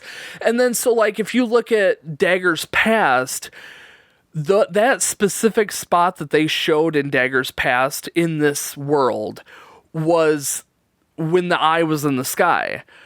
And when the eye was in the sky, it was absorbing the souls that it was killing. You know, they were killing all these people and absorbing the souls. So maybe some of those souls were blended in with Zidane. I initially watched that scene, before I got the rest of the information, I thought that perhaps Zidane was on the ship. I thought that too. I really wondered that too. But, you know, when you think about it, the crystal cycles the souls. And if so, those souls have experienced a lot of the, you know, these memory, like, so it would make more sense for everyone to remember farther back when the Earth, and that's where I'm getting, like, the pre group, time before the group Yeah. would have these memories because it's the collective. Where, like, specifically Zidane may have a memory of that event because he wasn't there necessarily, but maybe he was made from the souls of the people that were there. Like, Garland says specifically that he was afraid of the Eidolons that were being summoned in that village, which is why he took the Invincible and decimated that town, because he was afraid of what was going to happen if he didn't. So, like, that kind of says to me that he was doing that before Kuja could. Well, yeah. He was doing that before he made Zidane. So it makes me wonder if maybe those souls were part of what Zidane is made out of, so he could see some of those memories as well. Again, this is all speculation. Oh, yeah. I have no idea, but it makes some sense. Yeah. There's a lot left unsaid in this game. Yeah, actually. absolutely. I do have one more question.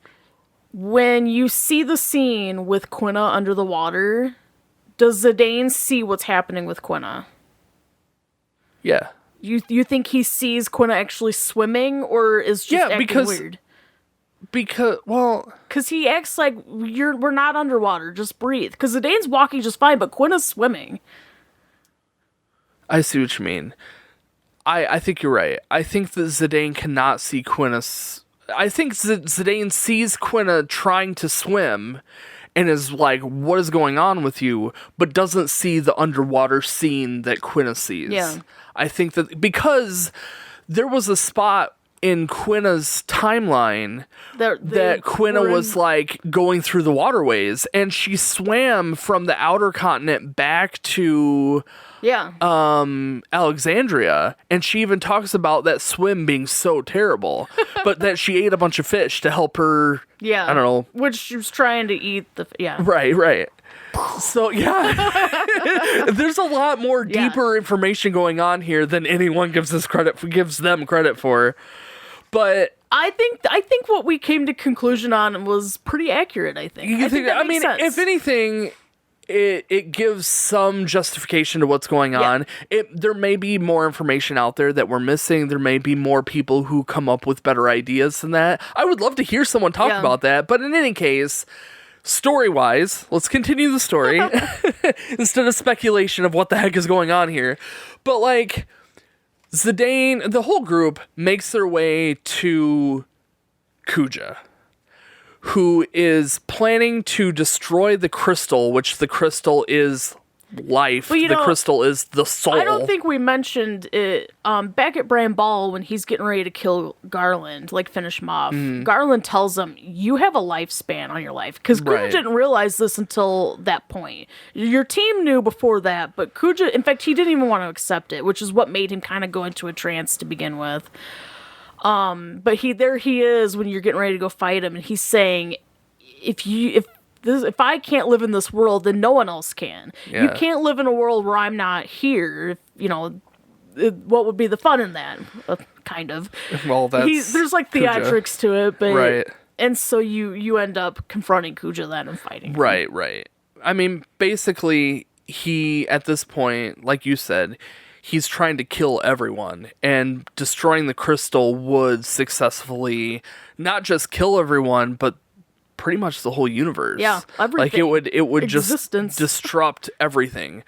So you fight Kuja, you confront him, you fight him, you take him down, and just as he's about to die, he sets off Ultima yet again, and Ultima destroys the crystal and starts to sever the universe. And then this guy Necron, no idea. He comes out of nowhere. And he ends up being the, like, ultimate boss. It's hard to explain because it is, like, a lot to take in. I would assume that he's God. Maybe he's the being of the crystal. That's kind of what I took him for, was that in some way he represents the crystal itself. Maybe. It's more like he is saying, this life is leading to death, and this is the result, the crystal trying to be destroyed and all that stuff. And finally he's like, we're just eliminating it all. It just can just be no more. And so it is very strange. It's And you really have honestly- to take it in again and again to really Honestly, get it to sink in. it's very Final Fantasy-esque. This is very traditional Final Fantasy to meet your maker and destroy fate.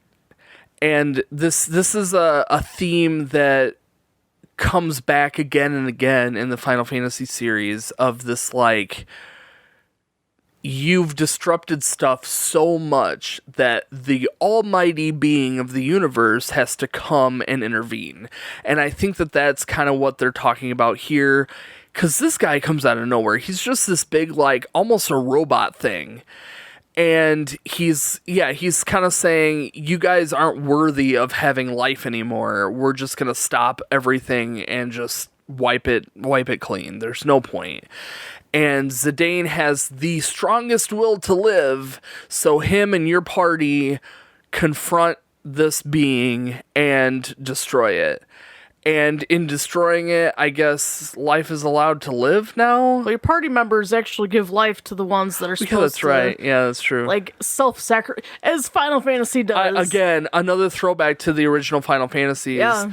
Because, to roll back from Necron, his, like, entrance, after Kuja does Ultima and destroys everything and kills your party, you choose your 4 party members, and the other 4 party members gives life to the ones chosen to fight the end Their battle. life force. And, I mean, that's a very typical thing in Final Fantasy. Very typical to, we've died the final battle, and then all of your friends show up to sacrifice themselves. Didn't this actually, the same scenario happen in one of the past games?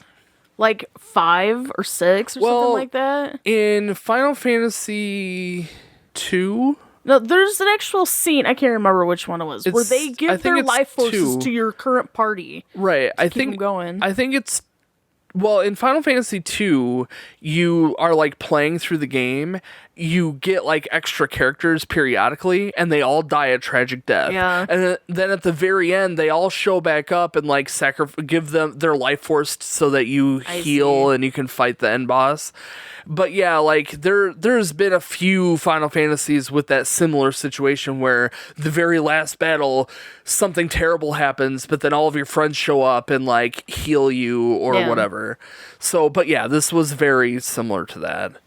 But yeah, you fight this guy, he dies, and He's like, I'll be back. You realize that the Ifa tree is, like, starting to crumble. Yeah.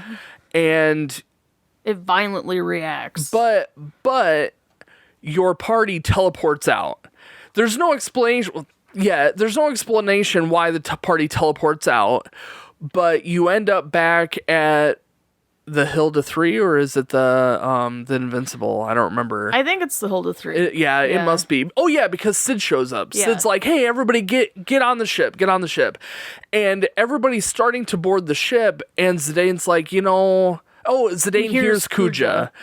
And Zidane's like, "I gotta go back and rescue Kuja." And everyone's like, "Why?" And Danny That's a terrible Danny is idea. also like, "Why?" Like, you went into the Ifa tree to kill him, to stop him from killing everyone. He was going to die anyway, and why do you all of a sudden care? But in any case, Zidane convinces himself to go back to save Kuja. Dagger and everyone is just like, well, I guess this is how it's gonna be. Boards the ship, and Zidane goes off to die. Zidane, in probably the most amazing cutscene of any Final Fantasy ever made ever, Zidane does this awesome surf, like Tarzan type thing where he's surfing on vines to get into the Ifa tree to find Kuja. He finds Kuja, and just as he meets up with Kuja, who is, wondering what the heck Zidane's doing, and kind of apologizes for being the way that he is, Zidane then braces himself from this, like, vine attack from the Ifa tree. He hovers over Kuja to stop he does, like, tries to protect Kuja, and the vines of the Ifa tree, like, smashes into Zidane, and then you cut back to Alexandria. and there's like a bunch of end type scenes where you see What happened with each character, basically. a little bit. You see Zidane, or sorry, you don't see Zidane. You see Vivi, who is met up with Puck, and Puck is like, "Oh, hey, Vivi," and he's like, "How do you know that name?" He's like, "It's me, Puck." He's like, "I don't know who you are," and he goes, "You're the Puck." Yeah. You're the And then Puck. you find out that I'm not Vivi, I'm his son. this little Vivi Yeah. is Vivi's son, and that begs the question, Quetta? No. I think they later explain, when you talk to the black mages, if you like probe around for dialogue, they explain that there's a prototype, and you find out that Vivi is that prototype. Well, yeah, I knew that, but like... I think that they were just... My theory is he used his remaining time to help these black mages and probably found these other prototypes, and kind of like how, because you find out about Vivi's grandpa who took him in, who was Right. not, he was a Q actually. He fished him out of the water. And I thought it was sweet how, his grandpa, he called him his grandpa, and I thought, well, he just called them his sons, those prototypes. Yeah, I don't maybe. know. That's my theory. That's better than any. But then you see... Freya. Yeah, Freya and... Greatly. yeah, they're... Greatly. I guess he has his memory back. We never Doesn't. really... He says, they say it at the end that he never gained his memory back. Yeah, they we never really talked about it, but like he showed up and helped Not save even the day. important. It wasn't important at all. Then you see Beatrix and Steiner, they kind of got together a little bit. Honestly, that is this. We'll talk about it when we talk about the story, because Steiner and Beatrix, it's the cutest. It's so sweet. But then you kind of see Dagger getting ready for the play, because the new theater ship is coming in and they're putting on I Want to Be Your Canary again. And I would assume the first time since the rebuild of Alexandria. And I don't know, do they show Sid Sid pretty Hilda. much took in Ikko, and Ikko is calling Sid and Hilda Mama and Papa or whatever, or Mommy and Father. Mother and Father, yeah. And what's funny is she's like, "Come on, Father," and he's like, "Say it again." Like, "Come on, Daddy." I wish they would have hinted at that a little more, like that was what's gonna happen. It just was. It was kind of out of nowhere. Yeah, it was weird. But yeah, then the play starts up, the theater ship play starts up, and it's kind of similar to the opening where you have the play, it's kind of the same sort of stuff, and then this hooded figure who's supposed to be Marcus is on stage, and during a scene he whips off his hood and it's Zidane, and he summons Bring my beloved Dagger back to me. He summons Dagger back down, and Dagger freaks out and runs down through the crowd, and The end cutscene. yeah, and then they hug and meet, and the end. Happily ever after the And end. that's pretty much it. That was a long story. Probably the longest story we've ever told. Again, we go into way too much detail. To be fair, there's more out there. Oh, I know. There's more that was not even talked about. Oh, I know. This game had a lot. So, but again, okay, hang on. First, guys, if you skip the story, welcome back. I have to say, though, that we talked a lot about theories of what's going on in the story just a little while ago. So if you did skip the story, if you want to hear some of those theories, you might want to rewind a little bit to try and find them.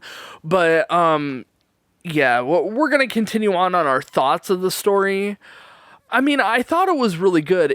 But it makes sense that being Final Fantasy IX, I personally have seen the progression of the stories. We've played through 1 through 9 now, and I genuinely see the progression of story. You see how, in Final Fantasy VIII, all the characters were, kind of static. They were their own. They didn't like. They had some character development, but it wasn't solid.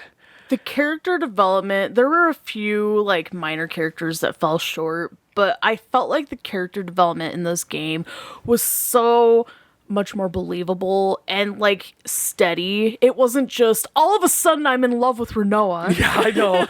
Yeah, exactly. And, you know, I've had a lot of time to think about this over the past few years I've played this game. 21 years. But you know, it makes it's believable to me that these relationships and the way that things have progressed and circumstances why when Zidane's acting sour. I understand why he was acting sour, and I expect that of someone who's 17 or 18. And you know, at the beginning, Zidane is so ladies' man. Well, and he's out of touch really with. He can't pick up on cues of this is serious, and he's just kind of like, you know, laughing it off and letting it roll off his shoulders. It's just not picking up when people are serious and I mean, he gets better about it, but I think at the end he even apologizes. I'm sorry for being so selfish, and like, you know, there really was character development that was believable. There absolutely. Well, Vivi alone. Yeah. Vivi had the single best story of the entire game, and just the seriousness of what he was going through. Like, I can't even fathom you know, just kind of living your life as per usual. Like, oh, you know, it sucks. My grandpa died. And then like he made his way to, or Alexandria? No. He made his way to Treno first. That's where he met with Puck. And yeah, I'm pretty sure he met Puck there. In Treno? Yes. Not the first time. He met Puck in Alexandria at the very beginning of the game. Yeah, I guess. He goes to Treno where he gets a ticket. The ticket to see I Want to Be a Canary. Right. And his grandpa had just died. Who was it? He met somebody in Treno, though. Who was it that he met in Treno? Talking about the man, like the random NPC character? Oh, was it just a random guy? He just was like, he remembered him or something like that. Like, hey. Oh, yeah, because he was like, hey, how was the play? And he was like, oh... It was good. It could have been better. It could have been if you'd have given me a legit ticket. Yeah. But yeah, no, like you can see how because that cave is like right outside Treno. So like after his grandpa died, he just decided to leave. Yeah. And you know, I'm sure that he dealt with the pain of his grandpa dying. But again, you know, I'm sure that was a progression. You know, from Vivi's past, like I'm sure that was a progression, and he learned what death was. He explains it at one point how, you know, his grandpa died, but he just didn't think about it. And then when he watched Dagger's mom die, it kind of brought up those feelings again. And so you know, the Black Mages stopping it, that's what started his real soul quest, if you will. Right, yeah, no. But, I mean, again, my point really is that Vivi's story is so deep, and it's so emotional, and he's only a kid, but, like, he has to deal with all these things, and you see it, and you see his, like, even the way that they express him being this, like, spacey kind of personality, like, when they're in with Ikko doing the dinner stuff, and he's just like sitting and thinking, and you talk to him, Zidane talks to him, and Vivi's just like, I'm just trying to sort things out, you know, just thinking about, you know, the Black Mages, and it's just, it's so deep, you know, it just is. But then you have, you know, Zidane's character development where, like, he's just this, like, outgoing ladies' man, and he just does whatever he wants. He goes wherever he wants. He's not bound by anything. And then he starts to realize who he is, and really, this whole time, he's kind of been looking for where he belongs. And going back to that theme of the entire game, a place to call home and finding where you belong. It's not where you were born. It's so wholesome. Yeah, it really is. Yeah, no, it really is. It really is. Yeah. But yeah, so overall, I thought it was a very solid story. I enjoyed it. I wasn't ready for it to end. Yeah, I know. And I think that that's the best compliment you can give a good story is you're not ready for it to end. I always felt like, there's so much more that needs to be told, but I understand why there was already so much story. Where were they going to put it? I wouldn't want a second game. Absolutely, yeah. I honestly wouldn't even want a remake because I feel like that they would butcher the way that this needs to be told. And I think that the way that they told it in this game was adequate. I don't know. Just all the little details that they put in this game, I feel like if they missed anything, if they rewrote anything, it would just not flow the same way. And I'm seeing that with Final Fantasy VII Remake too, where like they change little things that it just doesn't flow right. And you know, if they were to do that with 9, I would feel the same way. Like it's one of those things. It's hard to capture something so naturally progressive and raw even. And because it's so rare to properly capture it, if you were going to redo it again, it's so hard to capture it. Yeah. So redo it, you risk really not being able to do it right. Right. I didn't like Steiner throughout the majority of the game. I ended up liking Steiner a lot more than I used to. I had a little more respect for him by the end of the game. Once he started to warm up to Zidane a little bit, I had a little more respect for him. But, like, I didn't like his idiot mentality, the idiot character that they gave him. Like, I don't like those personality types anyway of just, like, a bumbling fool. And really, that's what they made him out to be, especially in the beginning, where he was just blindly following orders. And I'm sure that that's the intent. Yeah, well, that is part of his character development. But I didn't like that introduction so much that it ruined his character for me. But, you know, he did, like, the love story between him and Beatrix is super cute. It's so adorable, mainly because Beatrix I liked so much. She's so cool. And even her being a side character had so much character development. Yeah. Like, you know, she was hardcore, I'm the queen's right hand, you know, I am here to protect the queen. And then she even was like questioning what the heck was going on. And then when the queen died, she became, you know, Dagger's person. Yeah. And even before that, she was protecting Dagger, you know, before that even. So it's like, you know, to see her progression too, and then for them two to kind of get together and have like a thing. It wasn't like this romance. It was just a little thing. Like they connected and it was super cute. It was the note.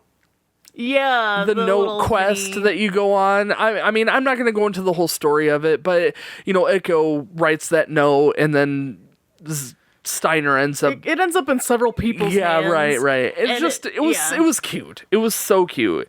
And then like they didn't even explain it at the end of all that. Like Steiner's there and Beatrix is there, and they're just like, "Hey." I think it interrupted. Yeah, they do. I think it just kind of is left up to interpretation. It was adorable. There was a lot of characters that I could have used more backstory to, and maybe there was if I dug a little harder, like Freya. No idea.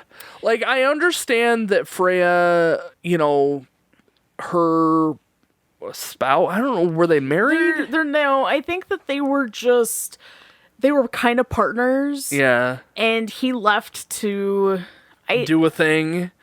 Something. He was looking for something. But, you know, there was a lot of Freya's story that really needed to be told.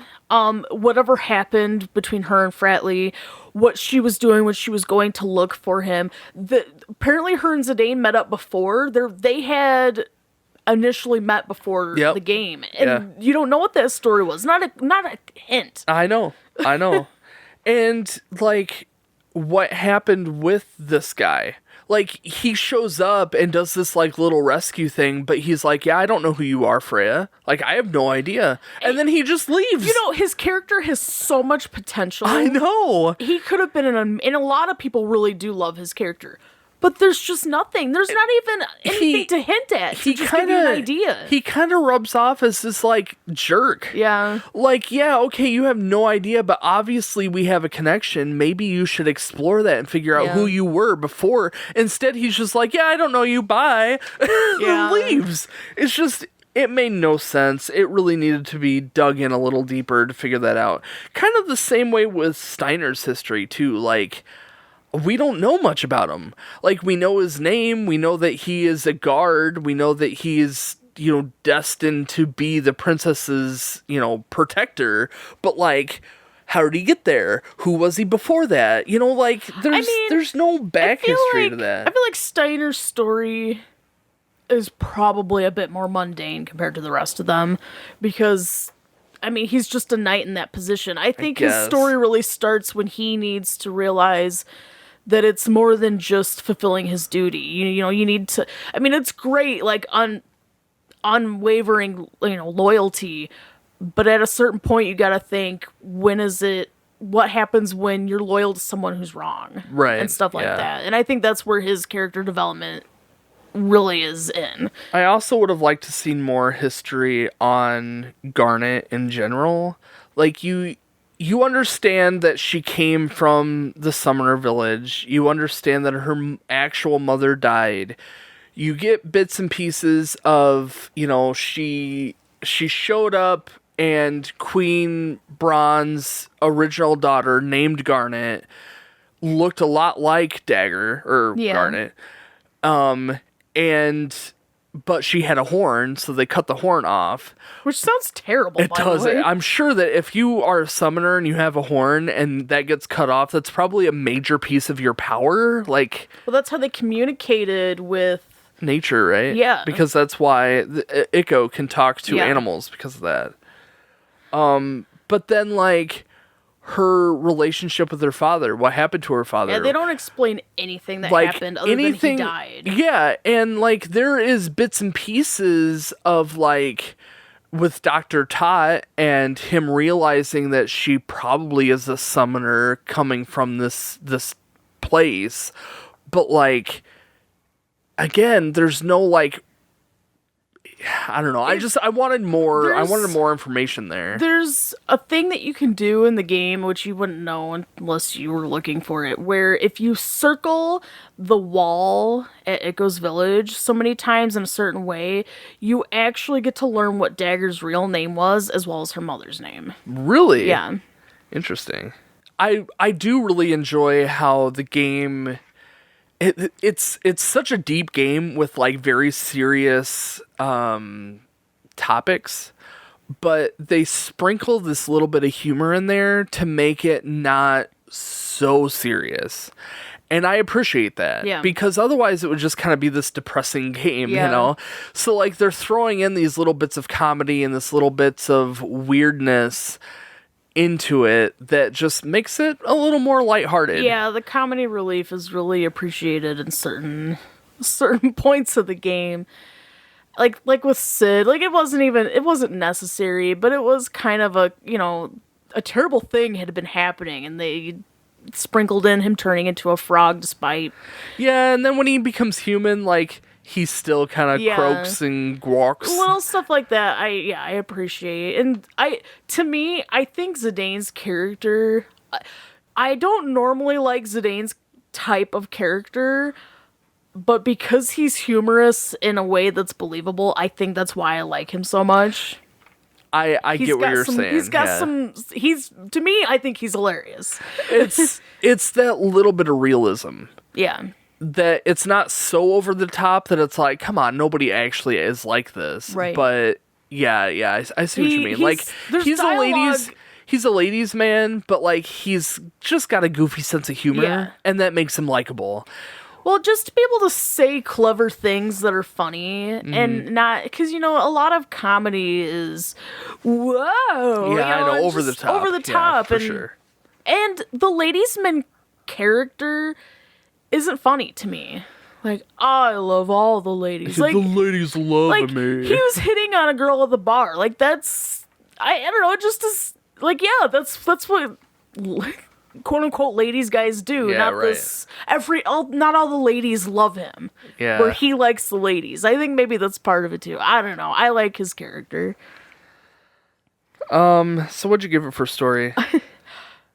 I gave it a 10 out of 10. I also had a few issues, like Amaranth's story really was... I hated... He was the worst character. 100%. I even wrote that down. Amaranth is the worst. I don't really know what to say because...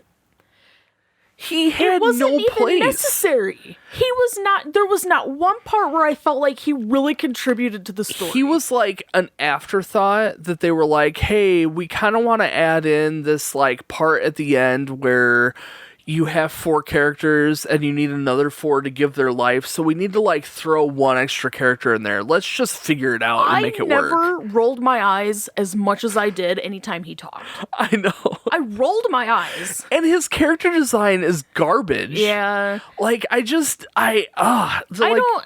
It doesn't make any sense. Like, okay, so his story is like he's this mercenary or he's like this... He's hired as a mercenary. Zidane ends up getting him in trouble before the game starts. Really? Yes. How do you find this out? You find this out in one of the side ATE events. Oh, okay. And it shows he's supposed to be a guard on duty the night that Zidane is like robbing the Torino auction house. And he comes out and he bumps into Amaranth and the guards come chasing after the thief. They come out and Zidane's like, oh my gosh, I'm so glad you're here. That man tried to take he's trying to beat me up or something. And he makes Amaranth take the fall. And so Amaranth's a wanted man, hence all the wanted posters. And he kind of, when he confronts Zidane again, he wants a rematch. And of course, Amaranth's thing is, I want to fight the toughest, blah, blah, blah. Yeah. And it just... The only thing I can think is that it was to help support Zidane's character to show how much of his character development has gone and really emphasize he's a lot more mature now. Yeah. But it just that... Armorant even like kind of does a character development to a small degree where he's like, I understand now why Zidane is so much better than me. Like, it's his friends or whatever. It's the only one that really... was flat. Yeah. They really did not take care of his They should have put Beatrix in there. It would have been so much Lanny better. Lanny had more character development. That was believable. I know. It really did fall kind of flat. It was, to me, the story goes beyond that. Like, I feel like what was so strong about the story is completely overshadowed by the rest of everything. Yeah. I agree. But he just bothered you that much. Well, no, just like all of the little holes that kind of bugged me a little bit brought me down to a 9 out of 10. That's fair. I mean, still amazing story. But like there were like if Armorant's going to be a main character, a significant playable character, flesh out that story a little bit better, integrate it with the rest of the group. I mean, you don't even get them until what, like halfway through. Yeah, I mean, he had like his one moment at Ibsen's castle, and it was not enough. Yeah, but Ibsen's castle as a whole was like irrelevant. Terrible. I mean, like you had to get the mirrors somehow, but like Armorant just randomly is like, well, I want to race. And it's like, okay. And he's like, well, then after you race and like you get to the top, he's like, I'm just going to leave. And then he like falls and slips or something. I don't know how he was going to leave, by the way. How was he going to leave? I don't know. He literally could not leave. They had one airship and it was in like a canyon. He was going to die. Think about that. That didn't even cross my mind. That bothered me a lot. Every time I thought about it, I'm like, what an idiot. Right now, you're going to choose to pick this fight? You couldn't do it, I don't know, at Lindblom? Right? That didn't even cross my mind. Yes, I understand. That bothers me too.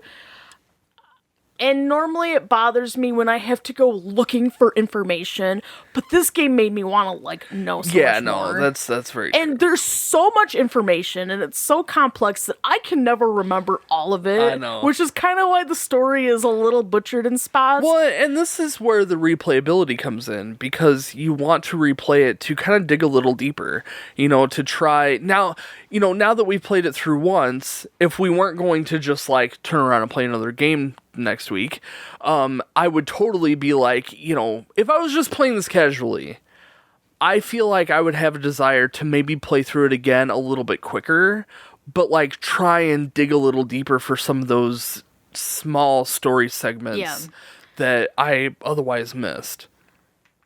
I don't know. I loved this story so much. No, I mean, it's at my understandably. core heart, I still want to know more. I feel like too, this is one of the other points I wanted to bring up. There's a lot of stuff left unsaid that you kind of can fill in the blanks where I feel like it's okay. 'Cause the more I thought about it, the black mages were made of mist, but the mist is from the souls being siphoned through. So do they have siphoned souls? So they're people, but they're just in man-made bodies. Essentially, yeah. And I think they call them golems throughout the game, and I was like, oh, what do they look like? Are they made from clay? I don't know. It makes me wonder if the souls that the black mages that became conscious, if maybe their souls were a little bit more concentrated or a little bit more. But again, it goes back to the speculation part. You kind of have to fill in these holes by yourself and make, assumptions based on what you're given. You don't know. It's not like they, break down the science of how to make a black mage. They don't talk about it. So, yeah, I don't know. I liked to, because Terra and Gaia it was failed, but it had merged. You've got places like maybe Ibsen's Castle, but Oilvert, where it's clearly Terran. It's clearly a place from Terra and stuff like that. It makes you wonder what places were. Well, also, the way that the planet itself is kind of desolate. There's not a whole lot. Well, they say that they chose Gaia because it still was relatively new.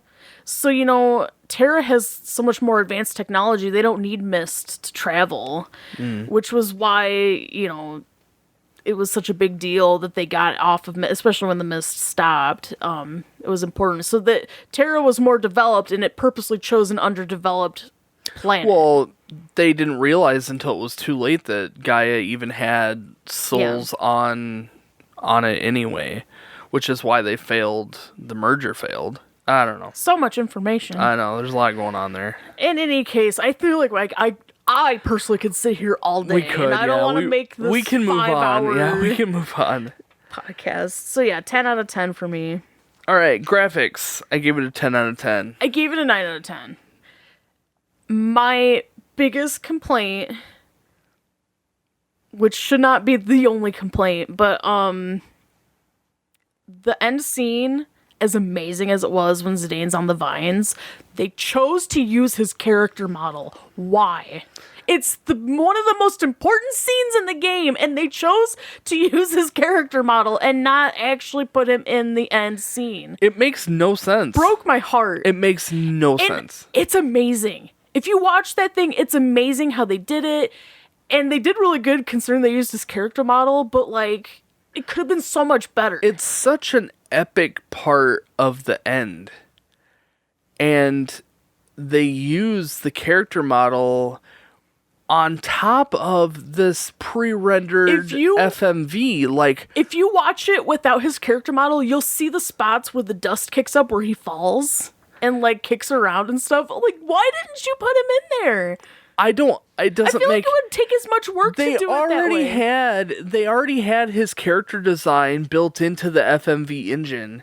There's no reason why they couldn't animate that other than time constraints.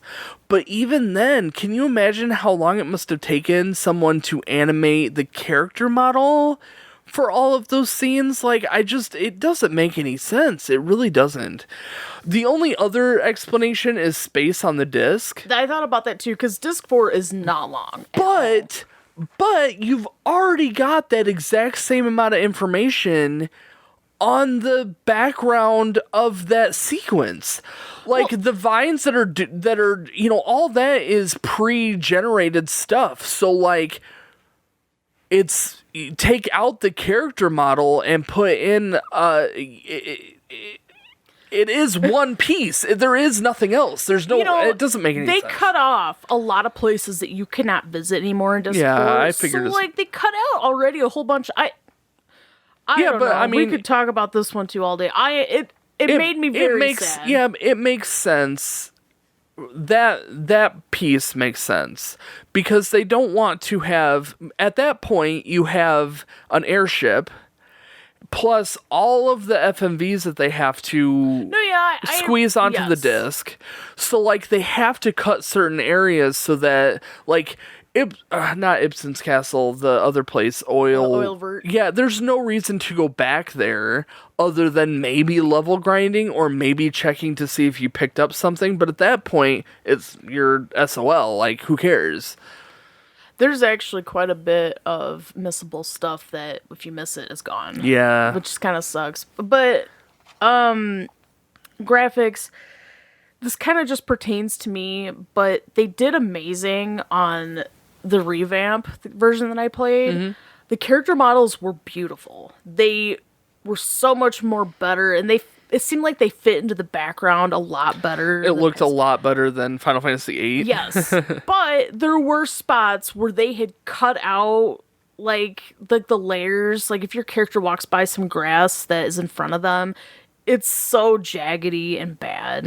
Like, if they were already doing it, they just couldn't do it right. I don't know. And the menu screen changed. I heard about not like that. I got used to it, but it was in chat, Mr. Rusty. Oh yeah. He was playing the PC port of the game, and he was saying that there is a mod that people have made to put the menu back to the original menu so that, like, it looks more, it's still, like, enhanced a little bit better, but it looks more traditional. So, like, you don't notice quite as much. But yeah, that's too bad. But I think that while the continents were very bare, like, they kind of got by with it with the explanation of it's an underdeveloped planet, but the places that were important, like, were amazing. Mm-hmm. Like, Ispin's Castle, like, or even the Desert Palace with, like, all of the statues and the books and the artworks, even the chapel in Alexandria, even though it was broken down. I don't know. A lot of the backgrounds were really good. Yeah, and I mean, there were a few backgrounds that, like, battle scenes. Yeah. Where you go into a battle and you only fight there once. Like, they made that entire scene for this one fight, which is pretty cool. I have to say also that they have a ton of unique enemies. Yeah. Like, in previous games, you would fight kind of the same enemies, maybe reskinned a little bit. But this game, maybe one or two enemies that I noticed that were, like, just reskinned. That said, like, all of Disc 1, pretty much everywhere you go has the same like, set. Maybe 30 enemies or 40 enemies. But then you go to, like, Disc 2, and then, like, you're on a different continent, and they have a few, but it's still, like, the same. But then, like, you get to Disc 4 where the mist comes back. And you've got stronger enemies. And then you have stronger enemies, like, everywhere, but it's still, like, the same, like, set. It's not, you know, there's, like, the one island that has the yawns or whatever they are. Oh, they're a pain in the butt. I know. I'm going to talk about them soon. But, you know, there's just, like, there's a lot of enemy variant, but, like, it's isolated to the disc. Yeah. maybe it's me excusing them, but like I appreciate that they explained it as in these enemies are for this continent. Well, this is because there's mist everywhere now. Yeah, and no, this is... I get that. I get that. But otherwise, like, I think Kuja had the best character design. Yeah. Like, he's a very girly man. You know, I was thinking about this. He's got very sexy hips, is I guess all that I'm saying. I was thinking about this. I beat the game today, my usual. And I was looking at his character, and I thought, the genomes in Terra wore... Their outfits were very different, but they were... like, they had no problem showing off their legs and stuff, and it was really hard to tell the boys from the girls. And I thought, I can see why Kuja would be comfortable wearing what he was wearing. Yeah. Why it would make sense for him to wear that. Like, to us, all we see is a thong. I know. But when I thought about it more, I was like, this makes sense for Kuja, who came from this background, who's trying to fit in, but this is the norm for where he came from. And, he's disguising his tail, and he's disguising his hair with these feathers. And, like, it makes so much more sense now, the more I thought about it. Yeah. So, yeah. He just, like, regardless of the femininity to him, like, he has a really cool character design. Like his... I see. Like, either way, like, his transform is phenomenal as well. Like, both. His character design just looks cool. Like, he looks like he just is awesome looking. All of the trance designs were really cool. Yeah, they were really cool. In fact, I tried playing more with all of my characters and kind of rounding them out. And I think it was the first time I saw Amaranth's trance. I was just gonna ask, because I don't think I've seen it. It looks really cool, I'm gonna have to look it up. It looks really cool. Daggers is... I don't know. Daggers is weird, I guess, to me. But Her trance is really hard to load. Oh, really? Did you notice that in your game? Like... I think I only saw her trance maybe 3 times the whole game, and I used her the whole time. My game, if you wanted to enable fast mode or safe travel or battle assistance, if you had to be in the pause menu and you had to hit one of the triggers. And I would pause my game all the time to go do stuff and would accidentally hit those buttons. I was constantly trancing in the middle of like a regular enemy fight, and then my trance gauge would be all the way back down. Yeah. But I did see it quite a bit, but not because I wanted to. Her design though is cool because she's got like designs actually on her legs. It's hard to believe, but like when she goes into a trance, her clothes get tighter. I know. Her butt is like super like. Butt. I was playing this game. I was in a Discord chat. And I was like, they paid extra special attention to her butt because each cheek had its own like glare. You knew how round this butt was. It was so firm. They made no hesitation to show it off. Like every chance they could, it was like her butt boom, was always facing me. I know, and it was like it was blinding. Funny. It's not even like. Not even like the main game, like the battle sequence. I know. It's like the camera's like, here's the enemy, here's Dagger's butt. Here's the enemy, here's Zidane, here's Dagger's butt. You know how like most of the time, like how it's very common for JRPGs to focus on women's chests. And yeah. This was that butt. I know. I could not. In fact, as a straight woman, I could not keep my eyes off her butt. I just could not stop staring at it. 90% of the battle sequence was her butt. Like, by the way, we carved out Dagger's butt. Right. It was just... so funny. But, I mean, at least we know from Zidane it's very soft. It's very soft, yes. Oh, my goodness. Oh, man. I should have gave it a 10 out of 10 just for Dagger's butt. You should have. Yeah, I gave it a 9 out of 10. I gave it a 10 out of 10. Aww. I did. My biggest pet peeve was that end sequence. That was disgusting. It is disgusting. It wasn't a deal breaker for me, but Yeah, when I was watching it, my mind was blown. Like, if you go back and you watch that, if you watch me watching that cutscene, I'm like, why isn't the whole thing pre-rendered? Like, this doesn't make any sense. Why are they using this character model instead? It literally makes no sense. I have no idea why they did that. I mean, it's so, like, different from the background. It's so bad. The color is completely, like, even if wrong. they did something to, like, smoothen it out, it's just weird. Anyway, gameplay. 10. 9. Oh. Yep. Yep. I'll just go through my list here. Mostly why I liked it. Different ways to, so your characters earn or learn their abilities through their armor. And you can have different things on, like Devil Killer or Man Eater. And I liked that you could really strategically go through, you know, like if you realize your enemies are casting silence on you, you can go in and do that. And if you're gonna be fighting a boss who is, well, this falls under the devil category, because like all of Memoria, you have to have like Devil Killer on, and it deals this heavy duty. I mean, I was doing 999 damage with just by attacking. Wow.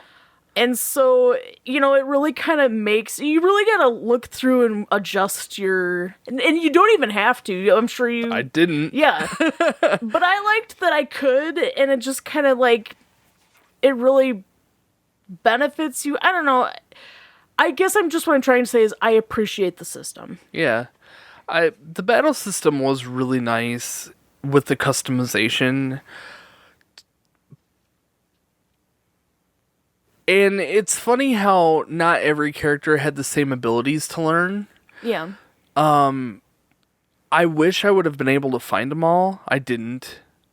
But to your point, like, if you fight a boss and you struggle and you lose and you go to refight it, you've already, like, realized what you've done wrong. Like, you know pretty quick what you've done wrong. So it's really easy to, like, see the strategy formulating as you're fighting and as you're losing, and then going back into it with, well, let's change up our abilities, our skills to match what the boss is going to be giving me. You know, I had a problem with stop a lot. Like, for some reason, the enemies were constantly stopping my characters. So I just started putting on the, like, locomotion or whatever it is, and like, it disappeared. Like, I had no problems with it anymore. You are always having to adjust that depending on the situation you're in. So but it's cool that you can. Or if you want to go into it with a specific strategy, like, for me, I didn't do the killer thing at all, mainly because I had no idea what the enemies were most of the time. So my main goal was to have my HP as high as possible and to just let Zidane and Steiner do their thing, which was attack. Just attack constantly. Then Vivi, I had the double reflect, or the reflect times 2. Plus, I gave him auto reflect, so, like, he was just reflecting fire right at the enemies, and it was 999 every single time. And it made everything so much easier. Like, all the fights were super smooth. Did you do the Chocobo Hot and Cold? I did a little bit of it. I didn't play nearly enough. I did it all. Did you? I did nice. It all. So, okay, a couple questions. Is there more than one Chocobo Forest? Yes. Okay, how do you unlock... not a forest. You have the Chocobo Forest, and then when you have dug up as many Chocographs as there is in the forest, you're able to upgrade your Choco to a different color, so where he can travel in the water. And then you're able to go to the Chocobo's Lagoon. And then you kind of do the same thing where you unlock a new color, and then you can travel over mountains. And then you unlock Chocobo's Air Garden. Gotcha. And then you find Chocobo's Paradise. Gotcha. And that's how you find a lot of the ultimate weapons, or a bunch of them anyway. Yeah. It really is not difficult. It's just time consuming, really. Yeah, that was the problem that I had, was doing the Chocobo hot and cold. Like, I would play for maybe a half hour, and I got like a quarter of a chocograph. I'm like, okay, what's the point? That's to help you figure out the locations of the air garden. Yeah, except isn't there a shadow? Yes, but the So, shadow like, what's the point? it only pops up in those 6 areas, and you unlock the 6. Like, if it's not there, okay, we'll check this next location. I see. I had the benefit of having the speed increase. Oh yeah, I suppose so. And that doesn't affect the timer, so I was getting them like that. Oh man, you could probably get like 9 or 10. They max you out at 8, and they make you stop.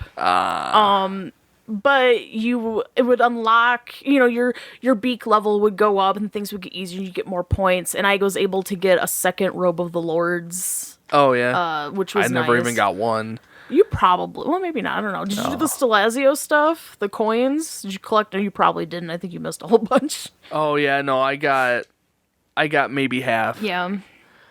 But but I didn't need it. No. Are there any super bosses in this game? Yes, there's one at the end. I didn't do that, actually. If you can make it to Chocobo's Air Garden, there's an optional super boss called Ozma. And he is this big marble. And the bottom half is darker than the top half. And he does a combination of holy and dark shadow magic. And it's pretty difficult unless you have like the right armor on. But yeah. That's one of them. There's also Hades at the end of Memoria. Did you fight Hades? He's kind of hidden in the water section of Memoria. But yeah, he's the second one. I think that's it, though. I don't know any other optional big bosses. There's no Omega. No. Interesting. Yeah, the Chocobo Hot and Cold, I did it for a little while. I would do it for a little while. I got the one chocograph. I went and got that one chocograph, and then I did it again to try and get more chocographs. And I got like a quarter piece, and I'm like, this is dumb. I'm not going to do this. So that I just stopped. But I wanted to do more. I just didn't want to sit and spend the time doing it. To get the game done. Yeah, and that is part of it. Like, I was trying to crunch it into a month, and so I liked the concept of trying to find where each chocograph was, but because I was sparse on time, like by my second half, I was kind of starting to look up a few of them. I was like, I don't have enough time to be. Yeah, I would have had more fun if they'd just given me all the chocographs and been like, okay, have fun. That would have been awesome. I liked digging them up. I could do it while I was like watching TV or something, but yeah, I also had the benefit of the time thing. That's amazing. So yeah, bad stuff for gameplay. Snort. The one enemy that does snort. There's like 3. Really? Yes. Which ones besides the Yans? The Yans was a major one. The turtle guys, the big tortoises. The adamantoises? I don't even think I ran into them. Yeah, I think so. And then not the Hydra. What's that? Oh, the like plant dinosaur. The like 3-headed. Yeah. It's the tyrant. It's the 3-headed like dragon at the end of the game. Tiamat? Yeah, that one. He had a move too that would knock characters out. I didn't know that. I don't even think I ran. I think I ran it. I mean, you run into the Yans on the one island. But, yeah. Well, it's just. I mean, gameplay though. It's right, but when you're running into those enemies, it's such a cheap thing. It's so annoying. It was so frustrating because, like, the Yans, like, I could kill them, but I couldn't kill them because they wouldn't wipe out my whole party before I had a chance. Yeah. I could maybe kill one of 2, but like that's it. Like, I didn't have a chance. And the game is like, I looked up online, I looked up how to kill them, and it's like, well, if you have reflect on so they can't use float, that helps minimize your chance of getting sneezed on.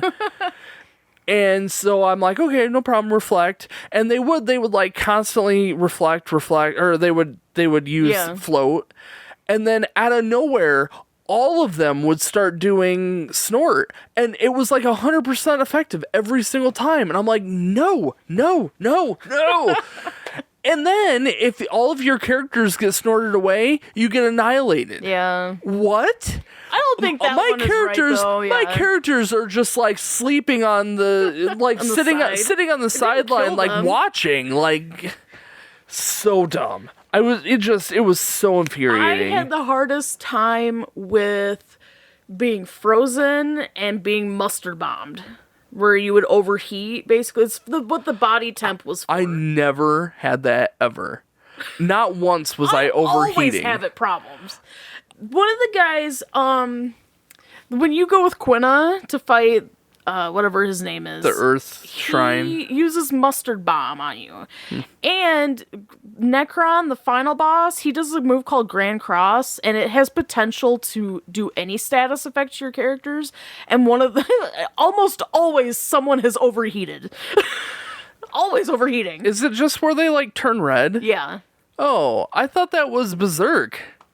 No, I mean, Berserk, they would just start attacking. Yeah, but don't they turn red when they're berserked? Yeah. Oh. But this is like... They turn like yellowy, I guess, maybe instead. Yeah, no, You hear... It sounds like bees over their head. No idea. Oh. Maybe I had it and I just didn't notice. I mean, it doesn't happen enough, but like, did you get frozen and destroyed a few times? Yeah, I did get frozen. I feel like that the encounter rate was way too high in a bunch of areas. There was a point where, well, I can't remember where it was, but it was like every 2 steps, and I was about ready to throw my controller because I was so frustrated with it. I didn't notice it as much this game, but I want to say, and this is just my own personal thing, they seem higher when you're doing puzzle levels, and it's so frustrating getting interrupted. That's what it was. It was the Was it the Gargant stuff? No, it was Pandemonium. Probably the Where you had to do the lights? the like level, the like platform thing. Because I was going back and forth changing the platform to figure that out, and I was like one step away from getting it, and the game's like, we can help you with that. And I'm like, screw you, game. Like, I've already got this. It's funny. I remembered that having the enemy encounter. I swear to you, I did not encounter almost any. In fact, I thought I was going to level my characters a lot during my run through. I think maybe my characters leveled like twice, maybe, through all of Memoria. Yeah. In fact, I had to level up Zidane once just so his level wasn't a multiple of 5 because he used level 5 death. I noticed that. Yeah. Yeah, I noticed that. But yeah.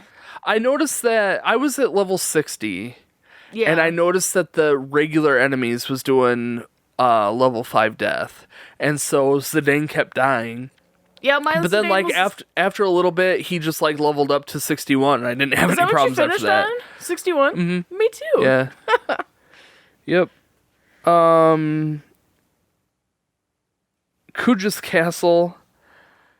The Desert Palace. The Desert Palace. That puzzle was so infuriating trying to get, and like I about swear, the shadows. Well, kind of. So like I had the shadows right away, and I got the bridge to go up, but I got up there and I couldn't do anything. Well, it turned out that I missed a whole bunch of candelabras in the main like circle room. Candelabras, yeah. That's what they're called? I had no idea. It sounds like a move. Candelabra. Oh my goodness. Sorry. It's okay. So anyway, you light them all in that like center hallway, the like spiral Yeah. hallway. You have to like Once you light all of those, then you can go to the top. But I didn't notice this. So I'm like, I'm going up there and I'm going back down. And the game is even like showing me a candlestick that's like not lit. So I'm like, well, how do I get there? Well, you have to move the bookcases. I had already moved the bookcases down, and I swear I tried to move them back up several times, and the game wouldn't let me do it. And then magically, I walked over, and the game let me do it. I'm like, why? So once I finally got all that straightened out, and that was another place with a super high encounter rate. Once I finally got all that straightened out, then I was able to move on, and it was okay. But I thought maybe I was doing the shadow thing wrong, so I tried like every possible combination of the shadow thing like twice before I'm like, okay, the rainbow staircase is the way to go. I just got to figure out something else. But that was infuriating. Sorry. On top of the high encounter rate, so I was just like, I was stressed out. I was just done. I didn't want it anymore. Also, there was very little exploration outside of the main story. Like, I feel like most Final Fantasy games, it's like, aside from Q's Marsh, which is all pretty much optional, there is no major, like, optional side There's only dungeon. one. It's not even a dungeon. It's a Daggerero. It's a place on the Forgotten Continent, where there's like an extra synthesis shop in there and like some stuff that you can't normally find anywhere else. Yeah. That's where you could have found out your thief rank and stuff. Well, you can find out your thief rank somewhere else too, I found out, but yeah, there was like one place that you didn't need to go that was kind of optional. Knowing how big this game is, I can see why, but it still is kind of like... Throw in an extra dungeon here and there, even if it's just like... I want to compare to Final Fantasy VII. It's not fair, but it's a Final Fantasy game. Like, have this like obscure cave in the middle of nowhere, no way to really get to it until you have everything perfectly aligned. That will drive people crazy to figure out how to get things perfectly aligned to go into that cave. Yeah. You know, just a little something. And like other games had underwater exploration where like you had an extra cave or there was one of the Final Fantasy games, I want to say it was 5, but I don't remember, where you could go under the water and you could go and do like a cave to get Odin. And it was like this special thing. But like, how do you get Alexandria in this game? Alexander? Yeah, that's what I meant. I don't think you can. Really? Yeah. Because there's an empty spot underneath Bahamut, and I thought that It's you could. Ark. Oh. You get 2 pumice pieces, and when you defeat Hades, you're able to synthesize them. Actually, I think you get a pumice piece from Ozma too, and that will let you learn Ark. Yeah, the thing that you fight in where you're getting the Glug Stone, that's Ark. Your summon. Really? Oh yeah. It's like a big ship. Yep. Interesting. Yeah. I wish Alexander was in this. I mean, I understand why it's not the way it is. I know, but it's cool. One of my favorite summons in this is I don't know why I really like Leviathan in this. Leviathan's pretty cool. I use that one a lot. I really like Bahamut just because Bahamut. Yeah. Yeah, this Bahamut's pretty cool too. Yeah, it is. I felt like Dagger was weak. She did not have full life. She didn't have, I think, Dispel. There was things that Ico had that Dagger didn't. Yeah, which made sense, And but... my past games, I always had Zidane, Dagger, Ico, and Vivi. But this time I had Zidane, Dagger, Steiner, and Vivi. That was my party too. Yeah. And it was so much easier. I always did things the hard way. Steiner's a beast. Yeah. Yeah, he But, laid like, some heavy damage. I felt like Dagger just brought me down. like, her attack was terrible. Oh, I didn't have a problem with her attack. Her magic stats were terrible. Like, every time I would summon, it was like 1,000 at best.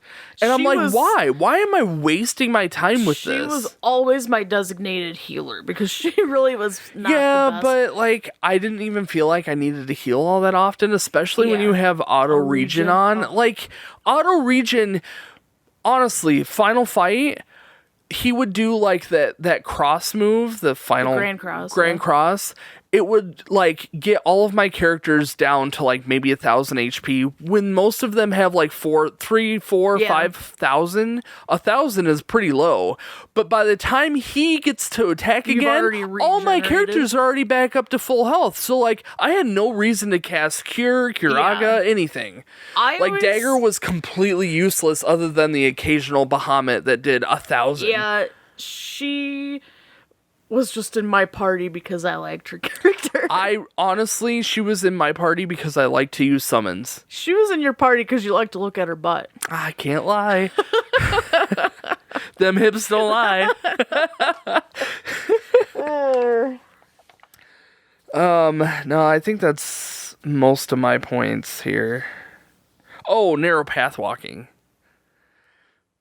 You didn't have any problems with narrow path. Oh, so like if you're walking on a bridge and it like curves a bunch of times, like S curves. Yeah, I know what you're talking about. And you're trying to walk straight, but like you're trying to walk the curve.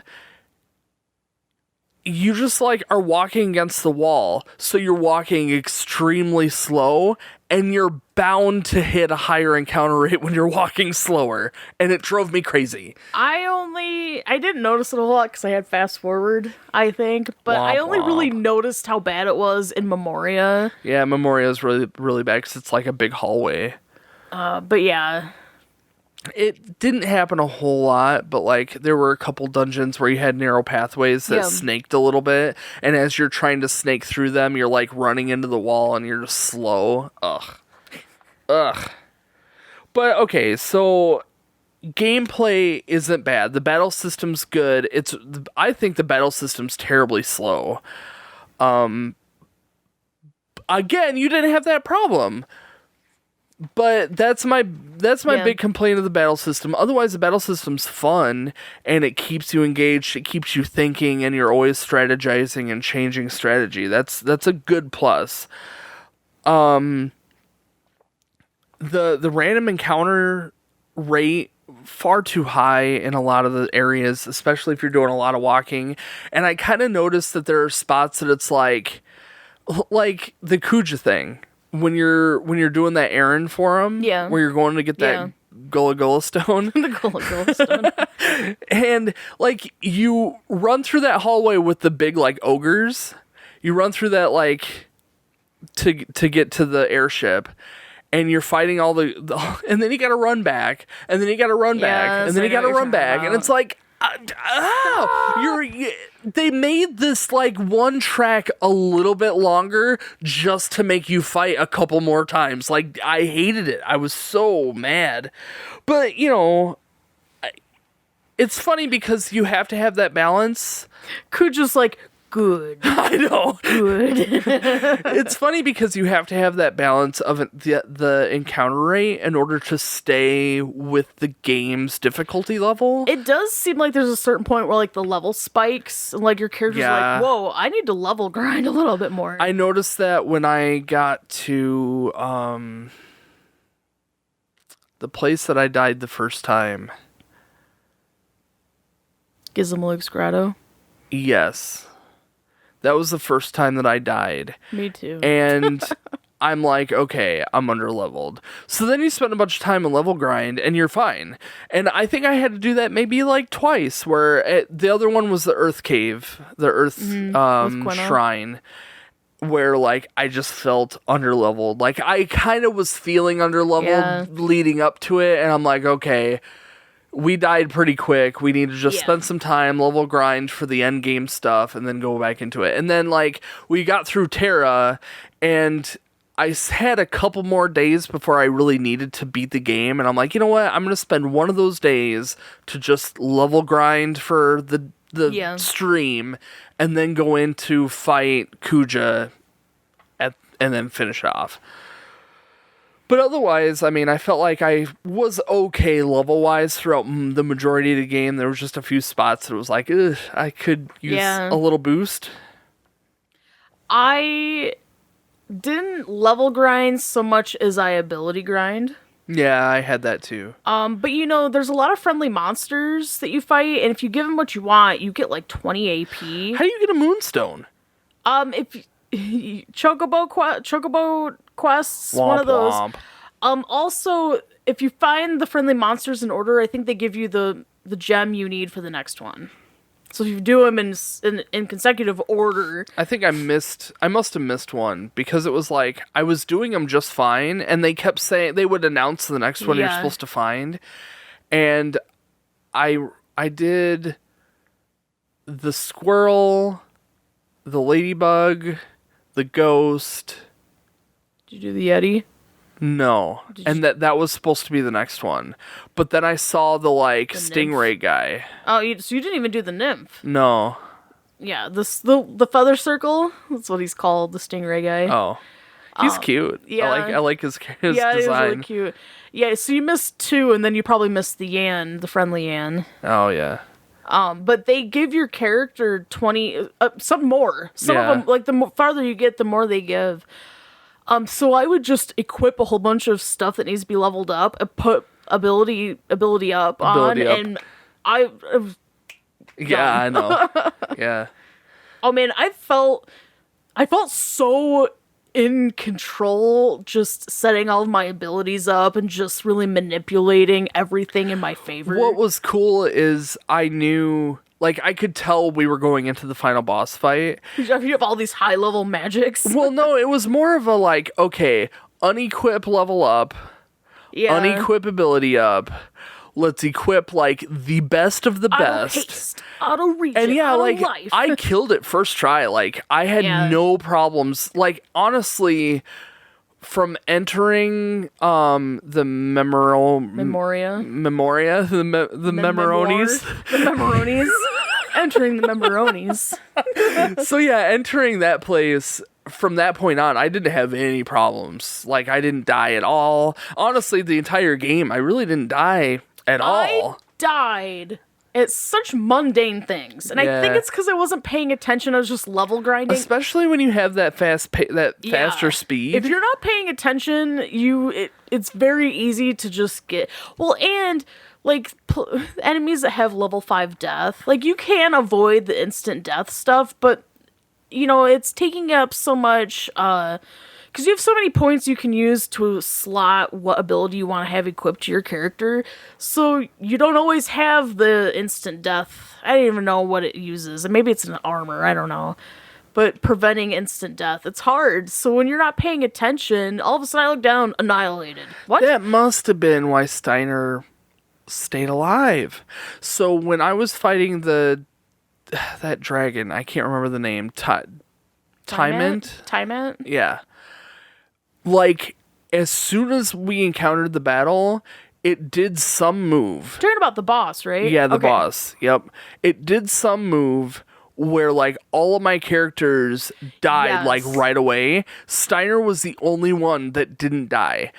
I don't know what happened. I don't even know what the move was. Just all of a sudden all my characters were dead, and I'm like, well, I'm redoing this. Steiner stayed alive and was able to revive everyone back up, and I was back up to full health in it seemed like 20 rounds that it took me to get back. But then I was back up to full health, and I just wiped him clean, and it was no big deal. Did you know that that monster and Bahamut are rivals, and Bahamut's the male version and Tiamat is the female? I think I've heard something similar. Because you saying it is oh yeah, that does spark. Yeah, it's because that they play on that in almost every Final Fantasy. They play on this epic battle between the two. Oh. I wish that summoning Bahamut struck some sort of dialogue or specialty thing or something. Really cool. But yeah, you don't. Nothing. I did like summon Bahamut though every round just for the fun of it. Yeah.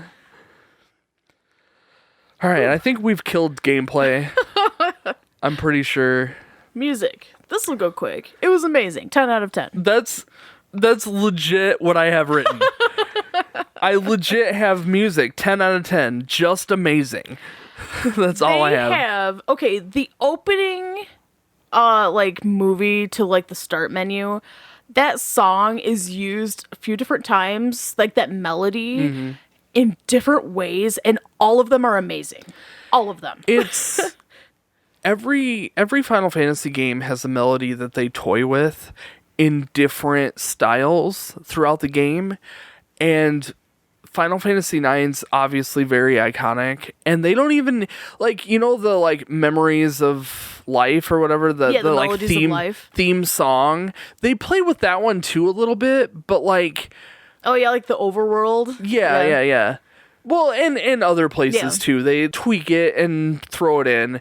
But yeah, that Final Fantasy IX melody is very iconic, and like as soon as you hear it, you're like, "This is Final Fantasy IX." There's the 4 medallions. They're the 4 mirrors. I think the song is called the 4 medallions.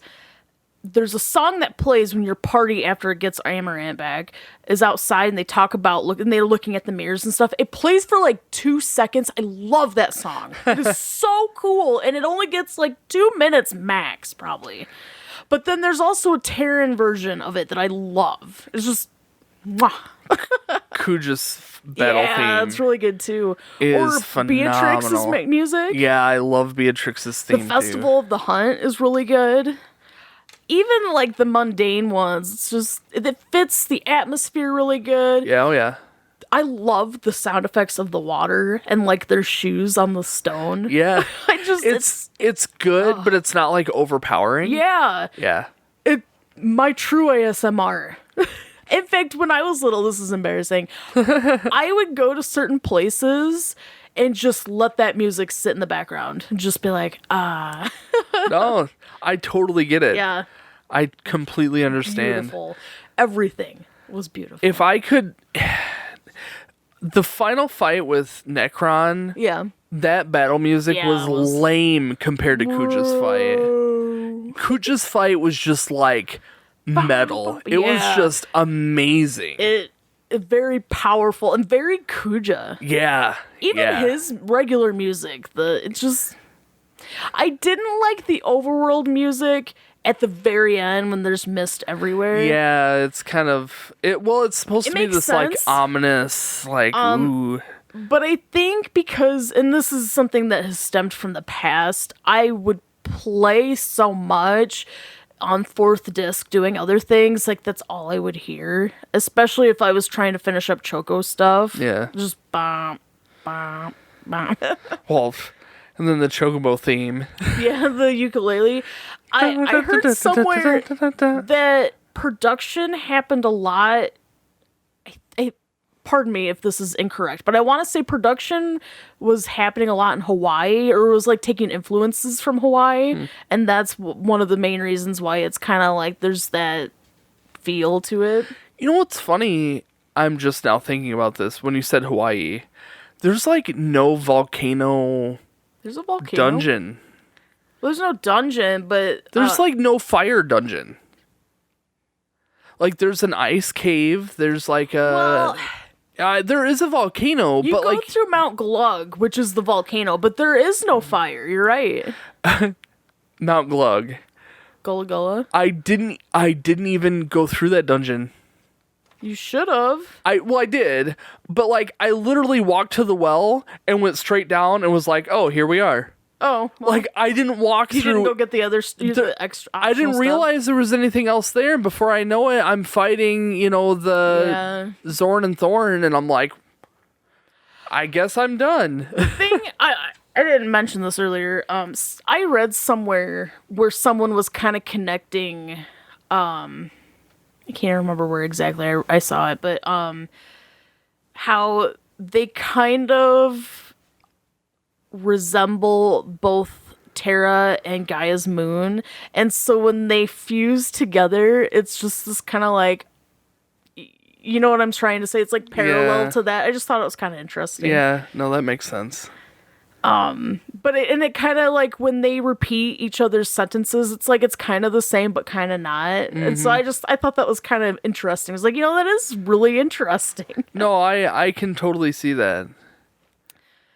Their music, The gesture I of the wasn't moon. crazy about their music, love but that it fits song. so well. I love that song.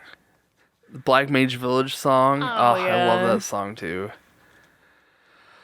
10 out of 10. I mean, Yeah. I have no... There's only one song I hated, and it's Quina's. Really? The Q's Marsh. When When you're doing the frogs. When you're doing the frog. Dun, dun, dun, dun, dun. I love that Really? song. Yes. I love that I'm song. gonna set that as your ringtone every time you call me. That song, I don't really like the Q's Marsh song where it's Maybe like... that's why. I just hate it because of that. At the very end of the Q's Marsh song, it like picks up and it changes a little bit. I like that portion of it, but it takes so long to get there. Yeah. Boom, boom, boom, boom. Boom, boom, Beep, boom, boop, boop, boom. Like, ugh. But Beep, yeah, boop, Quina's boop. theme is great. That's funny. Freya's theme is great. Yeah, all of the Burmese Zidane's stuff. theme. When Yeah. Zidane's like going through his like emo phase, You're Not Alone. That's my favorite that song is so They good. played that at Distant Worlds, and I'm not joking. I wanted to cry just because it was like, oh, yes! I totally get it. If I'm not connecting with the game well, that whole scene is just like, wow, that's so emo. But when you're really involved with the game, it's like, oh my gosh, she's going through so much right now. I know. But yeah, that music is amazing. That's one of my favorite songs. Is that the only place that it plays? Yeah. Yeah, I kind of thought so. You're Not Alone. The whole, I know. place to call home. Going back to the theme of the entire game. This game was so wholesome.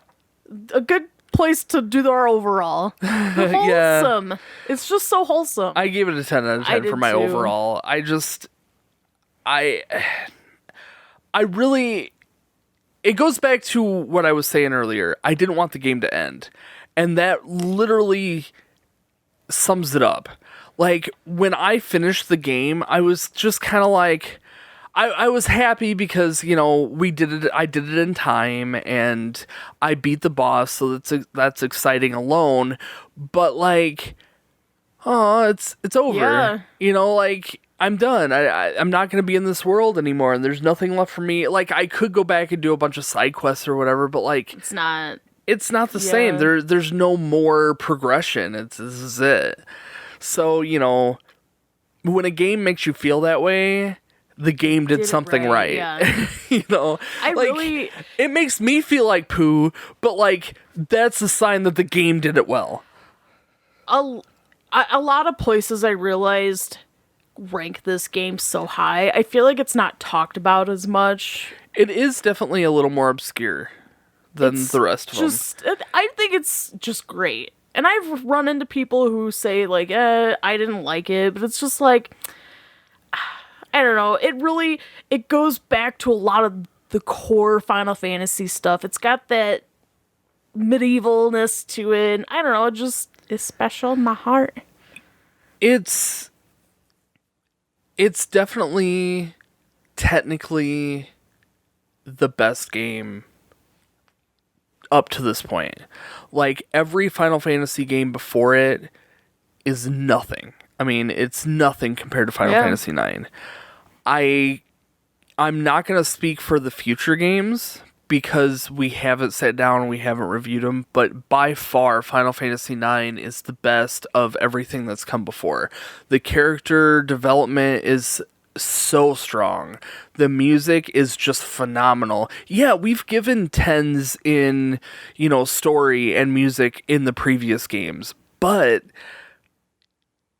the quality in this one is just it's like there's no comparison. Like, it's phenomenal. It just goes to show you that Square has honed their skills from the humble beginnings of the NES era and building up. Like, by Final Fantasy IX, they've kind of summed up everything that Final Fantasy was up to that point, and just threw it into one game and just made it really, really solid. And I saw that. Like, even as far as, like, all the throwbacks to the previous games, you know, all of that just was so good. It was so, I don't know. It's even more. They have a Star Wars quote in there. There's a lot of Shakespeare in it, and it's just, yeah. They put just so much work into this game. Yeah. And, you know, I couldn't have asked for anything better. It was phenomenal. It really Chef's was a kiss. great game. Great Perfect. I'm so sad it's over. game. Yeah, I know. We'll have to review it again in another 5 years, just to be safe. Or 10. How about 9 years? 9 years. There you go. Oh, guys. Well, what was your end score? 49 out of 50. I had a 48 out of 50. So that's a 9.7 out of 10. Very good score. Well deserved.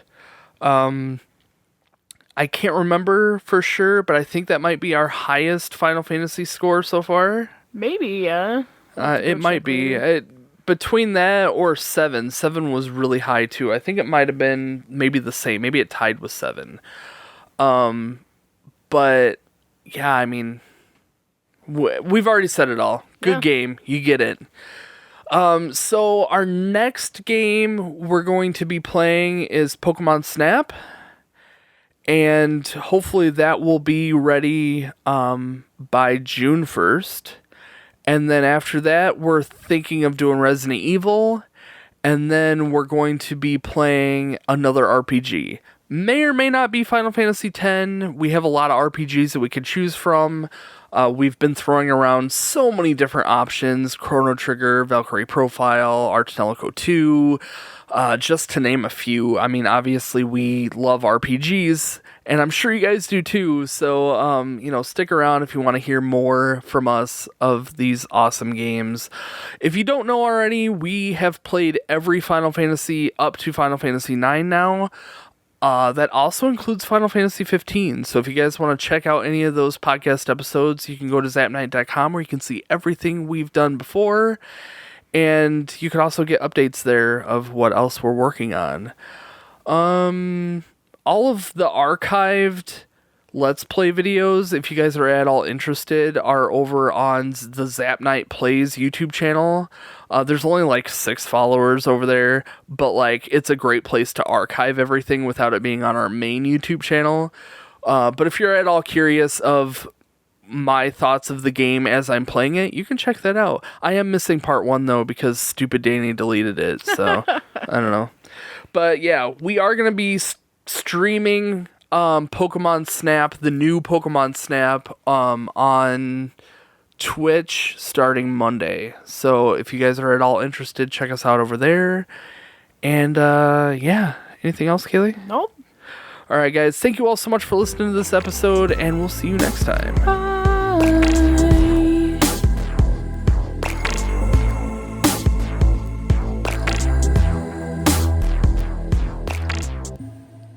Oh my gosh, how long is that? Far too long. I don't want to know what time it is. It's 1. 1 o'clock in the morning? This has been like 4 hours. Holy crap. Yeah, 4 hours.